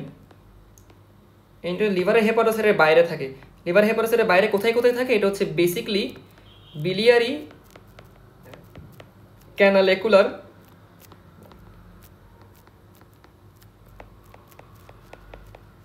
এপিথেলিয়ামে থাকে। এখন এগুলা কি শুধুমাত্র কি লিভারে? এতগুলা যে এনজাইম বললাম, এখানের মধ্যে লিভার স্পেসিফিক কারা? এগুলো অনেক কন্ডিশনে বাড়তে পারে, ঠিক আছে, অনেক কন্ডিশনে বাড়তে পারে। যেমন আমি হচ্ছে এগুলোর গ্রস ডিসকাশনের আগে একটু বেসিকটা ক্লিয়ার করে নিই। সেটা হচ্ছে যদি কোনো পেশেন্টের ধরো এএলপি, রাইট, এএলপি হচ্ছে আমরা জানি বোনের মধ্যে থাকতে পারে, বোন এএলপি হয়, প্লাসেন্টাল এএলপি হয়, আবার হেপাটিক যে বিলিয়ারি এএলপি হয়, ঠিক আছে, বিলিয়ারি এএলপি হয়। তার মানে কোনো একটা পেশেন্টের যদি বোনের মধ্যে কোনো ধরনের সমস্যা থাকে, যেমন আমি যদি বলি পেজেস ডিজিজ থাকে বা রিকেটস থাকে, অস্টিওমেলাসিয়া থাকে, তখন তার মধ্যে এএলপি পরিমাণ বেড়ে যাবে। আবার কোনো পেশেন্টের যদি প্রেগনেন্সিতেও কিন্তু প্রেগনেন্সিতে এএলপির পরিমাণ যেটা হয়, এএলপির পরিমাণ কমে যায়, প্রেগনেন্সিতে এএলপির পরিমাণ কমে যেতে পারে। এবং হেপাটিক যে বিলিয়ারি কন্ডিশন, বিলিয়ারি ট্রিতে যদি কোনো ধরনের অবস্ট্রাকশন হয়, তখন এএলপির পরিমাণ বেড়ে যেতে পারে, ঠিক আছে। তাহলে আমরা যদি একটা পেশেন্টের মধ্যে কখনো এএলপির পরিমাণ বেশি দেখি, আমরা হুট করে বলে দিতে পারবো না যে সেই পেশেন্টের লিভারের সমস্যা। এএলপি বেশি দেখলে সেটা বোনের প্রবলেম হতে পারে, রাইট, বোনজনিত সমস্যা হতে পারে। তখন আমরা সাথে আরেকটা এনজাইম মার্কারে টেস্ট করে দেখবো। তার মানে তার মধ্যে যদি গামা গ্লুটামেল ট্রান্সফারেন্সের পরিমাণও বেশি থাকে, তাহলে যে আমি বুঝবো কি সেটা অবশ্যই কি লিভার ডিজিজ জনিত সমস্যা। আর যদি গামা গ্লুটামেল ট্রান্সফারেন্সের পরিমাণ কম থাকে, তাহলে নিশ্চয়ই সেটা বোন রিলেটেড ডিজিজ জনিত কোনো ধরনের সমস্যা। আর এটার মার্কারটা হচ্ছে অনেকটা এরকম যে যদি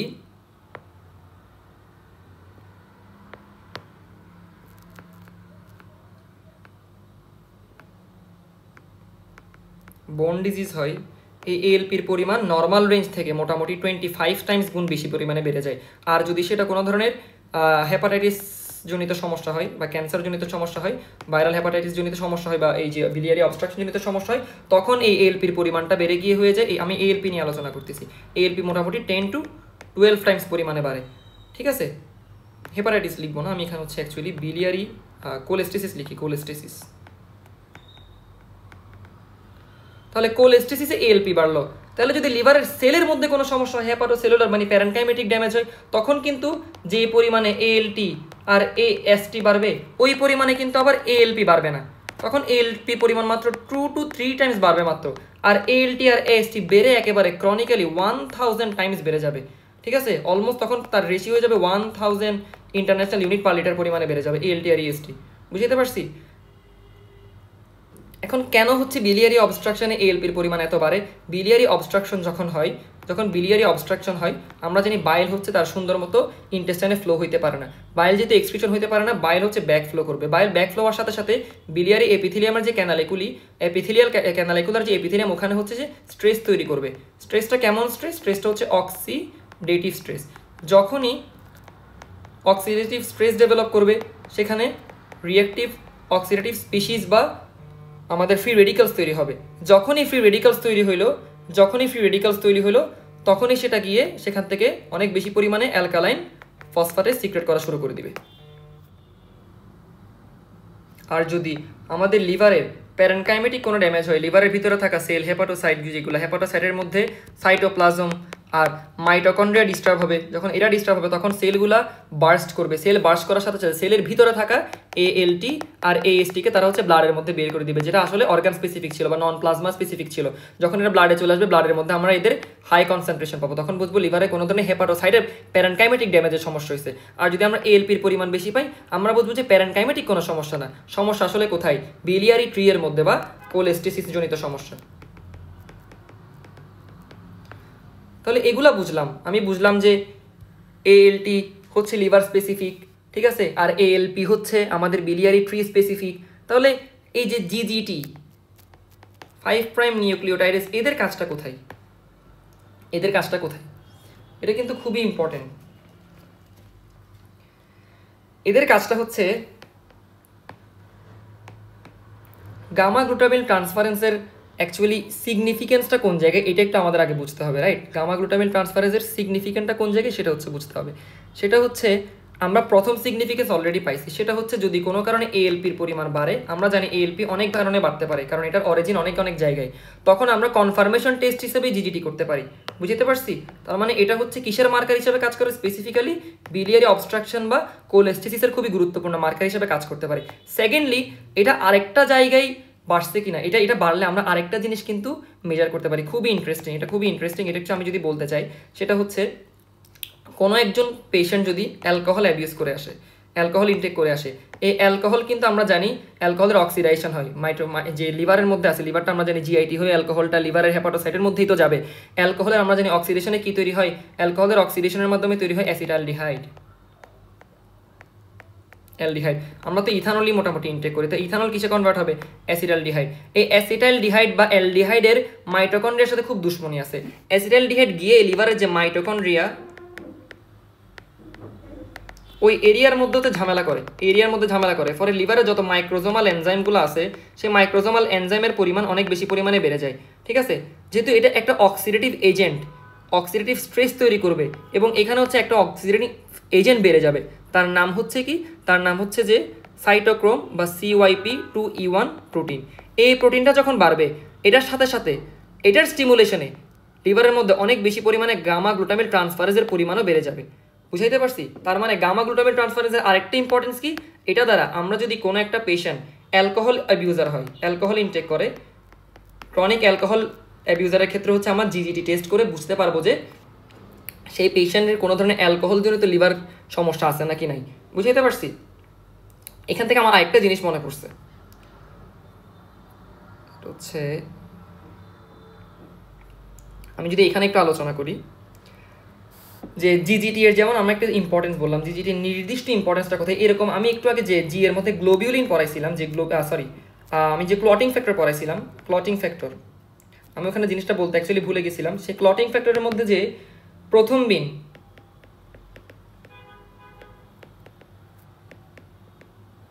টাইম বা যে PTINR ছিল, এটার একটা খুবই স্পেসিফিক একটা ইম্পর্টেন্স আছে। সেটা হচ্ছে আমরা অনেক ধরনের লিভার ফাংশন টেস্টও দিতে পারি। কিছু কিছু লিভার ফাংশন টেস্ট দিয়ে আমরা ক্রনিক লিভার ডিজিজ বুঝতে পারি, যেমন অ্যালবুমিনের হাফ লাইফ ছিল 20 ডেজ। তো আমরা অনেক দিন পর্যন্ত অ্যালবুমিন টেস্ট দিয়ে হচ্ছে ওই পেশেন্ট আসলে কোনো ধরনের সিমটম আছে নাকি বুঝবো না, সে কমপ্লিটলি অ্যাসিমটোমেটিক থাকতে পারে। কিন্তু এই প্রথম বিন টাইমের যে প্রথম ক্লটিং ফ্যাক্টর, এই যে প্রথম বিন, এর হাফ লাইফ কিন্তু অনলি 7 আওয়ার্স। বুঝাইতে পারছি? তাহলে এটা কিন্তু আমরা খুবই তাড়াতাড়ি, প্রথম দিন যদি ব্লাডের মধ্যে কমে যায় তাহলে কিন্তু আমরা খুবই তাড়াতাড়ি এই কোয়াগুলেন্ট ফ্যাক্টরের ডেফিসিয়েন্সিটা মেজার করতে পারবো, যে তার হাফ লাইফ অনেক কম। তার যদি ডেফিসিয়েন্সি হয় খুব র্যাপিডলি কমে যাবে ব্লাডের মধ্যে, 7 ঘন্টার ভিতরে তার অ্যামাউন্ট অনেক বেশি পরিমাণে কমে যাবে। তাহলে এটা কি ইন্ডিকেট করে? অ্যাকিউট লিভার ডিজিজ ইন্ডিকেট করে। অথবা আমাদেরকে যদি প্রশ্ন করা হয় short term marker of liver ড্যামেজের জন্য তুমি কোন লিভার ফাংশন টেস্ট করবা, তখন আমাদের সবসময় উত্তর দিতে হবে কার কথা? এই যে গামা গ্লুটামিন ট্রান্সফারেজের কথা। আশা করি কনসেপ্টটা এখানে ক্লিয়ার হলো আমাদের। এখন আমরা শেষ করলাম, এখন আমরা চলে আসবো কিসে? আমরা চলে আসবো এফ দিয়ে। আমরা এফ দিয়ে যেন কোন মার্কার পড়ছিলাম? এফ দিয়ে আমরা পড়ছিলাম ফেরিটিন। আমি আগেই বলছি ফেরিটিন এবং হচ্ছে কপারের যে সেরুলোপ্লাজমিন, এই দুইটা আমি আলাদা টপিকে আলোচনা করব, এখানে আলোচনা করব না। আমি এখন আলফা ফিটোপ্রোটিনে চলে যাই। আচ্ছা, আলফা ফিটোপ্রোটিন আলোচনা করবার আগে আমি একটু ক্রনিক লিভার ডিজিজের টুইস্টে একটু জিনিস বলে ফেলি। যে লিভারের যে হেপাটোসেলুলার ড্যামেজ জনিত যে কোনো সমস্যার মধ্যে কিন্তু আমরা ALT এর পরিমাণ AST পরিমাণ বাড়তে দেখছিলাম, কিন্তু একেবারে আমাদের ক্লাসের শুরুতে আমি একটা কথা বলছিলাম, ক্রনিক লিভার ডিজিজের মধ্যে কিন্তু আবার ALT এর পরিমাণ সিগনিফিকেন্টলি অনেক কমে যায়। এটা কেন? এই টুইস্টটা কেন? সেখানেও তো হেপাটোসাইট ধ্বংস হচ্ছে, সেখানেও তো এলটিটা বাইরে বের হয়ে আসার কথা ছিল, কিন্তু ক্রনিক লিভার ডিজিজের মধ্যে আস্তে আস্তে ফাইব্রোসিস ডেভেলপ করতে করতে বা সিরোসিসের কারণে ফাইব্রোসিস ডেভেলপ করতে করতে সেলগুলো টোটালি ডিস্ট্রয় হয়ে যায়। একটা সেল যদি টোটালি ডিস্ট্রয় হয়ে যায়, তার মধ্যে থাকা সেলুলার কম্পোনেন্টগুলো কি আর থাকবে? অ্যাক্টিভ থাকবে? সেলুলার কোনো অ্যাক্টিভ কম্পোনেন্ট বলে কি কিছু থাকবে? কোনো সেলুলার অ্যাক্টিভ কম্পোনেন্ট বলতে কিছু থাকবে না। এই জন্য সেলের ভিতরে মাইটোকন্ড্রিয়া বা সাইটোপ্লাজমে থাকা ALT AST এর পরিমাণও আমরা দেখব কমে গেছে স্বাভাবিক থেকে। এই জন্য ক্রনিক লিভার ডিজিজের মধ্যে ALT আর AST এর পরিমাণ কিন্তু কমে যায়, এটা খুবই ইম্পর্টেন্ট একটা কনসেপ্ট। এখন আমরা চলে আসি হচ্ছে এফ ডি, আমি যেটা বলতেছিলাম এফ দিয়ে আমরা কি যেন মেজার করতেছিলাম, এফ দিয়ে আমরা মেজার করতেছিলাম হচ্ছে আলফা ফিটোপ্রোটিন, রাইট? এই আলফা যে ফিটোপ্রোটিন, আলফা ফিটোপ্রোটিন কিন্তু বেসিক্যালি বাচ্চাদের ফিটাল একটা ইম্পর্টেন্ট ফিটাল ভাইটাল একটা প্রোটিন বাচ্চাদের ক্ষেত্রে থাকে। তার মানে অ্যাডাল্ট এটার পরিমাণটা অ্যাকচুয়ালি কম থাকবে, বাট কোনো কারণে যদি এটা অ্যাডাল্টের মধ্যে বেড়ে যায় তাহলে এটা অ্যাবনর্মাল।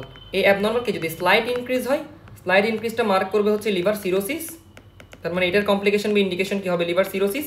আর যদি মার্কড বা অনেক বেশি পরিমাণে ইনক্রিজ হয়, মার্কড ইনক্রিজ, তাহলে এটা আমাদের কি ডিটারমাইন করবে, লিভার ক্যান্সার বা আরও ইরিভার্সেবল ড্যামেজ বা মেটাস্টেসিস বুঝবে। তাহলে বাচ্চাদের ক্ষেত্রে কি, তাহলে অ্যাডাল্টের ক্ষেত্রে যদি এটা হয় তাহলে চাইল্ড বা ফিটালের ক্ষেত্রে, ফিটাসের ক্ষেত্রে কি হবে, তাহলে ফিটাসের বা ম্যাটার্নাল এটিপি যদি বেড়ে যায় কোনো কারণে, ম্যাটার্নাল আলফা ফিটোপ্রোটিন যদি বেড়ে যায়, তখন এটা কিন্তু নিউরাল টিউব ডিফেক্ট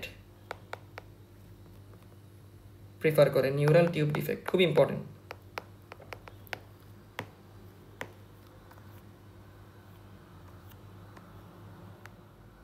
তাহলে এখন আমাদের আলোচনার টপিক কি, আমরা এফ আলোচনা করে ফেললাম, এখন আমরা চলে আসবো জিতে। আমি একটু আগেই বলেছিলাম গ্লোবিউলিনের পরিমাণ আমাদের বডির মধ্যে সাধারণত 2 to 3 জি ফর আমরা জানি গ্লোবিউলিন, জিতে আমরা হচ্ছে গ্লোবিউলিন বুঝবো, ঠিক আছে? Globulin 2 to 3 gram per DL. আর এটা ডিপেন্ড করে কি এই জি রেশিও দ্বারা আমরা মাপি, আমি এটা প্রিভিয়াসলি বলছিলাম, সেটা হচ্ছে অল্টার রেশিও হয়ে যায়। যদি কোনো ধরনের লিভার ড্যামেজ হয়, ক্রনিক লিভার ইনজুরির মধ্যে গ্লোবিউলিনের যে ইনক্রিজ মানে হচ্ছে গ্লোবিউলিনের যে সিনথেসিস রেশিও সেটা কিন্তু অ্যালবুমিন থেকে বেশি হয়ে যায়, তখন আমরা কিন্তু গ্লোবিউলিনের পরিমাণটা একটু বেশি পাবো। এরপর জি দিয়ে আরেকটা ইম্পর্টেন্ট টেস্ট হচ্ছে গ্যালাক্টোজ টলারেন্স টেস্ট। সেটা কি গ্যালাক্টোজ টলারেন্স টেস্ট? এটা হলো যদি পেশেন্টকে ওরালি হচ্ছে যে গ্যালাক্টোজের ডোজ দেওয়া হয়, তাহলে নর্মাল অবস্থায় কিন্তু হাফ অ্যান আওয়ারের মধ্যে, মোটামুটি 1/2 to 1 আওয়ারের মধ্যে গ্যালাক্টোজগুলা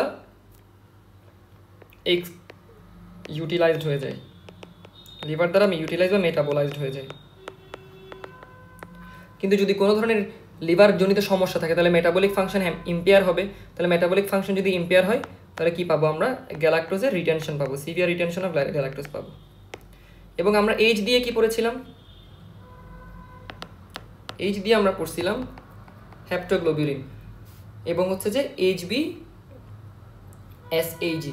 এটা খুবই গুরুত্বপূর্ণ, সেটা হচ্ছে যদি কোনো কারণে ভাইরাল ইনফেকশন হয়, যে হেপাটাইটিস বি এর কারণে বা অ্যাকিউট লিভার ড্যামেজ যদি হয়, তখন কিন্তু আমরা হেপাটাইটিস বি সারফেস অ্যান্টিজেন পাবো। যে সারফেস অ্যান্টিজেনটা কিন্তু হেপাটাইটিস যে বি ভাইরাস, সেই হেপাটাইটিস বি ভাইরাসের যে সেলুলার যে লেয়ার, সেই হেপাটাইটিস বি ভাইরাস তো আসলে কোনো সেল না, আমি আসলে বুঝাচ্ছি যে এই মাইক্রোবসের যে আউটার লেয়ার, সেই মাইক্রোবসের আউটার লেয়ারের মধ্যে এক ধরনের অ্যান্টিজেন থাকে। এই অ্যান্টিজেনের নামই হচ্ছে hepatitis B virus surface antigen. এই অ্যান্টিজেনটাই হচ্ছে আমরা কি নর্মাল পার্সনের বডিতে কখনো পাবো না। সে যেহেতু ইনফেক্টেড, তার লিভার ফাংশন টেস্টের মধ্যে আমরা এই এইচের হচ্ছে হিমোগ্লোবিন বি সারফেস অ্যান্টিজেনটা হচ্ছে আমরা কি অ্যাপিয়ার করতে দেখব।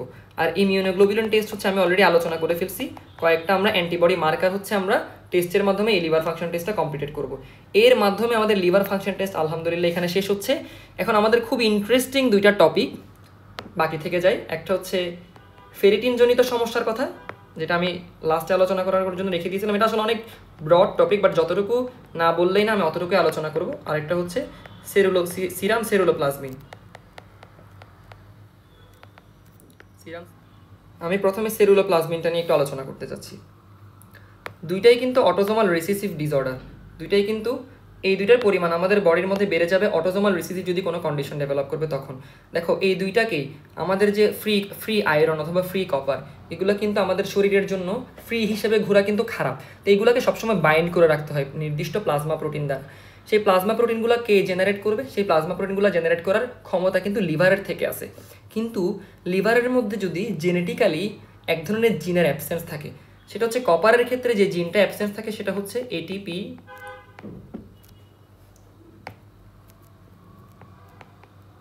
ATP 7B নামক যে জিন, এটা অ্যাকচুয়ালি 13 নম্বর ক্রোমোজোমের মাঝে থাকে। এটার যদি কোনো কারণে ডেফিসিয়েন্সি হয় বা না থাকে, তখন দেখা যাবে ফ্রি কপারকে লিভার আর বাইন্ড করতে পারতেছে না। আমাদের যে ফ্রি কপার আয়ন আছে তাকে লিভার হচ্ছে বাইন্ড করে এক ধরনের প্লাজমা প্রোটিন দ্বারা। সেই প্লাজমা প্রোটিনের নাম হচ্ছে অ্যাপোসিরুলোপ্লাজমিন। সেই প্লাজমা প্রোটিনের নাম কি? অ্যাপোসিরুলোপ্লাজমিন। যদি কোনো কারণে অ্যাপোসিরুলোপ্লাজমিন লিভারে জিনের ডেফিসিয়েন্সির কারণে তৈরি না করতে পারে, তাহলে অ্যাপোসিরুলোপ্লাজমিন তৈরি হবে না, তাহলে ফ্রি কপার বাইন্ড হবে না। ফ্রি কপার যদি বাইন্ড না হয় তাহলে আমি সেরুলোপ্লাজমিন পাবো না। তাহলে আমাদের সিরাম সেরুলোপ্লাজমিনের পরিমাণ কমে যাবে।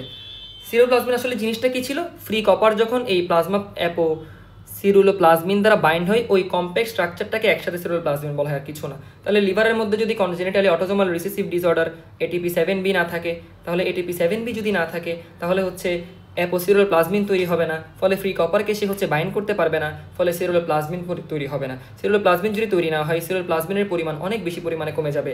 তখন আমাদের ব্লাডের মধ্যে সেরুলোপ্লাজমিনের পরিমাণ কমে যাবে, অর্থাৎ সিরাম সেরুলোপ্লাজমিন কমে যাবে, কিন্তু সিরাম ফ্রি কপার তখন আবার বেড়ে যাবে। খুব খেয়াল, সিরাম ফ্রি কপার কিন্তু খুবই খুবই খারাপ আমাদের জন্য। এটা আমাদের যে ডিজিজটা ডেভেলপ করে ফ্রি কপার তৈরি হওয়ার কারণে, সেই ডিজিজটার নাম হচ্ছে উইলসনস ডিজিজ।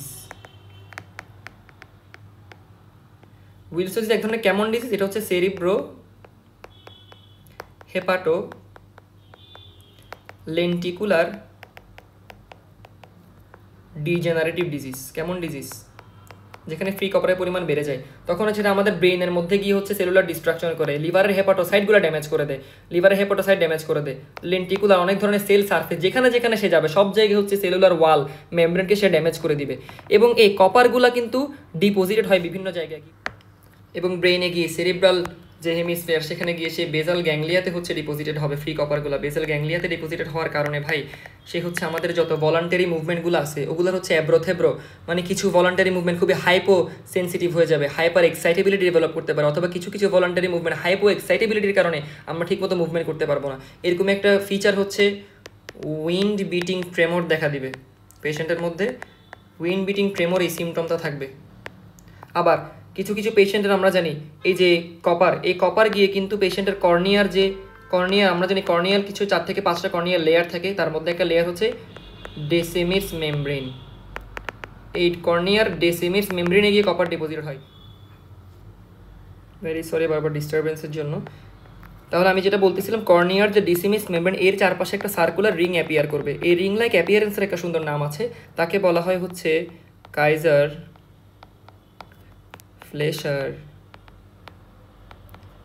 ফ্লেশার রিং অ্যাপিয়ার করবে। অর্থাৎ তাহলে এখান থেকে আমরা কি বুঝলাম? আবার এটাকে আমরা কিভাবে পড়বো পরীক্ষার জন্য? যে কোনো একটা পেশেন্ট আমার কাছে যদি উইন্ড বিটিং ট্রিমরের মতো সিমটম নিয়ে আসে, অথবা কর্নিয়াল ডেসিমিস মেমব্রেনের চারপাশে কাইজার ফ্লেশার রিং নিয়ে আসে, এই সিমটম দেখে অ্যাজ এ ডক্টর তাকে কি ইনভেস্টিগেশন দেওয়া উচিত? তাকে তার সিরাম সেরুলোপ্লাজমিন অথবা সিরাম ফ্রি কপারের জন্য লিভার ফাংশন টেস্ট হিসেবে তাকে প্রেফার করা উচিত। এই ইনভেস্টিগেশনের মাধ্যমে তাহলে কি ডায়াগনোস হবে?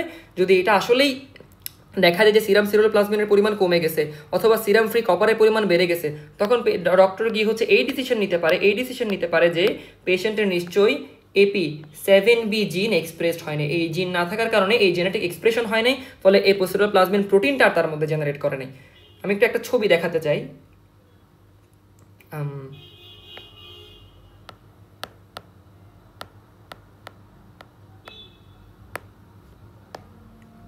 এই যে কর্নিয়াল ডেসিমিস মেমব্রেনের চারপাশে হচ্ছে কাইজার ফ্লেশার রিং অ্যাপিয়ার করেছে। আর আমি যদি এখানে দেখতে চাই এই যে ওয়াইন বিটিং ট্রেমর, পেশেন্টকে যখন হচ্ছে যে পাখির ডানার মতো হাতগুলো দুই পাশে প্রসারিত করতে বলা হবে, তখন দেখা যাবে সে হচ্ছে হাতকে স্টেবল রাখতে পারতেছে না, সে পাখির ডানা ঝাপটানোর মতো করে ওয়াইন বিটিং ট্রেমর কন্ডিশন হচ্ছে তার মধ্যে দেখা যাবে। তাহলে এটা গেল আমাদের কপার জনিত সেরুলোপ্লাজমিন জনিত সমস্যা। আমি আরেকটা টপিক বাদ রেখেছিলাম, সেই টপিকের নাম যেন কি ছিল? সেটা ছিল হচ্ছে আমাদের সিরাম ফেরিটিন কাউন্ট। এই সিরাম ফেরিটিন নামক যে প্লাজমা প্রোটিন, এটার প্রোডাকশনে লিভারের মধ্যে কমে যাবে যদি লিভারের মধ্যে এক ধরনের স্পেসিফিক আরেক ধরনের জিন আছে, সেই জিনের যদি কোনো ধরনের এক্সপ্রেশন না হয়, বা সেই জিন যদি অ্যাবসেন্ট থাকে কোনো মানুষের মধ্যে, অটোজোমাল রিসেসিভ ডিসঅর্ডার, তার নাম হচ্ছে HFE জিন। এই HFE জিন যদি কোনো কারণে লিভারের মধ্যে না থাকে, তখন দেখা যাবে এই ফেরিটিন নামক প্লাজমা প্রোটিনের জিন এক্সপ্রেশন হয়নি, ফলে সে হচ্ছে আমাদের ব্লাডের মধ্যে থাকা ফ্রি ফেরিটিন আকারে বাইন্ড করতে পারবে না, ফলে ব্লাডের মধ্যে সিরাম আয়রনের পরিমাণ অনেক বেশি পরিমাণে বেড়ে যাবে। তখন এই পেশেন্টটা কী সিমটম ডেভেলপ করবে? তখন সিরাম অনেক বেশি পরিমাণে বেড়ে যাওয়ার কারণে পেশেন্ট হচ্ছে সিমটম ডেভেলপ করবে হাইপার পিগমেন্টেশন। হাইপার পিগমেন্টেশনটা কেমন হবে, রংটা কেমন হবে? আমরা জানি আয়রন দেখতে হচ্ছে গোল্ড কালারের, এর জন্য হচ্ছে ব্রোঞ্জ, তার মধ্যে ব্রোঞ্জ স্কিন ডেভেলপ করবে, ব্রোঞ্জ স্কিন পিগমেন্টেশন ডেভেলপ করবে। এবং সাথে খুবই ইন্টারেস্টিং, যেহেতু আয়রনের পরিমাণ বেড়ে যাচ্ছে, এই যে হাইপার পিগমেন্টেশন হচ্ছে, এরা গিয়ে আমাদের প্যানক্রিয়েটিক বিটা সেলকেও কিন্তু ড্যামেজ করে ফেলে। প্যানক্রিয়েটিক বিটা সেলকে যখন ড্যামেজ করে ফেলে তখনই তাদের মধ্যে ডায়াবেটিস মেলাইটাস টাইপ 1ও হচ্ছে কি অ্যাপিয়ার থাকতে পারে। ঠিক আছে, তাহলে এটা ছিল এই পেশেন্টের সিমটম। এগুলো আমরা আলোচনা করতেছিলাম, কিন্তু আবার শুরুতে আমরা আলোচনা করছিলাম সেরুলোপ্লাজমিন, এরপর বা হিমাক্রোমাটোসিস, এই কন্ডিশনের নাম। তখন আমরা কি বলতে পারি, ইনভেস্টিগেশনে যদি এটা কনফার্ম হয় তখন আমরা বলতে পারি পেশেন্টের মধ্যে কোন কমপ্লিকেশন আছে, লিভারের মেটাবলিক ডিজিজ জনিত সমস্যা আছে, বা তার নাম আমরা দিই হিমোক্রোমাটোসিস। তাকে আমরা বলতে পারি কি হিমোক্রোমাটোসিস। অর্থাৎ এর আগেরটা ছিল উইলসনস ডিজিজ, আর এটার নাম হচ্ছে হিমোক্রোমাটোসিস। আর যদি পেশেন্টের নন ফ্যাটি লিভার ডিজিজ থাকে, non alcoholic fatty liver disease থাকে, তখন তার মধ্যে কি সিমটম থাকে? সেই পেশেন্টের মধ্যে অবিসিটি থাকতে পারে, সেই পেশেন্টের হচ্ছে যে হাইপার লিপিডেমিয়া থাকতে পারে, সেই পেশেন্টের হাইপার টেনশন থাকতে পারে। এগুলো হচ্ছে আমরা সিমটম নিয়ে আলোচনা করলাম। এই সিমটমগুলো যদি থাকে তখন আমরা তাকে হচ্ছে কি নন অ্যালকোহলিক ফ্যাটি লিভার ডিজিজের জন্য লিপিড প্রোফাইল টেস্ট দিব, তার গামা গ্লুটারেট ট্রান্সফারেন্স মাপতে পারি, তার ALP মাপতে পারি আমরা। তো এই আলোচনাগুলো এখানেই শেষ হলো। তাহলে আমরা যদি একটা রিয়েল লাইফ সিনারিও নিয়ে আলোচনা করি, last but not the least, এর মাধ্যমে আমরা আজকে ক্লাসের টপিকে ইতি টানতে পারবো, রাইট? এই মাধ্যমে আমরা ক্লাসের টপিকে ইতি টানতে পারবো। মনে করা যাক আমার কাছে একটা পেশেন্ট আসলো, আমরা আজ পুরো ক্লাসটা আসলে কিছু বুঝলাম কিনা এটা দিয়ে হচ্ছে যে ডিটারমাইন হবে। একটা পেশেন্ট আসলো, তার মধ্যে কোয়াগুলোপ্যাথি নিয়ে আসলো আমার কাছে, কোয়াগুলোপ্যাথি। এখন এই পেশেন্ট তো আমাকে আর বলবে না যে ভাই আমার থেকে কোয়াগুলোপ্যাথি আছে, তার কি কি সিমটম থাকবে? সে আমাকে বলবে তার হচ্ছে যে এক্সটার্নাল ব্লিডিং হচ্ছে, সেই ব্লিডিংটা হতে পারে অ্যাবভ দ্য জিআই ট্র্যাক্ট। যদি above the GI tract bleeding হয় আমরা তাকে কি জানি বলি? হেমাটোমেসিস। হেমাটোমেসিস মানে হচ্ছে ইসোফেগাস, যদি রাপচার্ড ইসোফেগাস থাকে, তার হচ্ছে যদি ডিওডেনাম থেকে ধরনের ব্লিডিং হয়, যে লেভেলের উপর থেকে ব্লিডিংটা হওয়া শুরু করে তার নাম হচ্ছে যে, যদি জিআই ট্র্যাক্ট আপার জিআই ট্র্যাক্টের ব্লিডিং হওয়া শুরু করে তাকে আমরা বলি হেমাটোমেসিস। আর পেশেন্টের থেকে হয়তো থাকতে পারে হচ্ছে হেমোরয়েডস থাকতে পারে, লোয়ার জিআই ট্র্যাক্ট থেকে ব্লিডিং হতে পারে, হেমোরয়েডস থাকতে পারে, তার মানে তার মধ্যে ভাস্কুলার ডিজিজ বা কোয়াগুলোপ্যাথি থাকতে পারে। এই সিমটম দেখে তখন আমরা লিভার পেশেন্টকে কি টেস্ট দিতে পারি?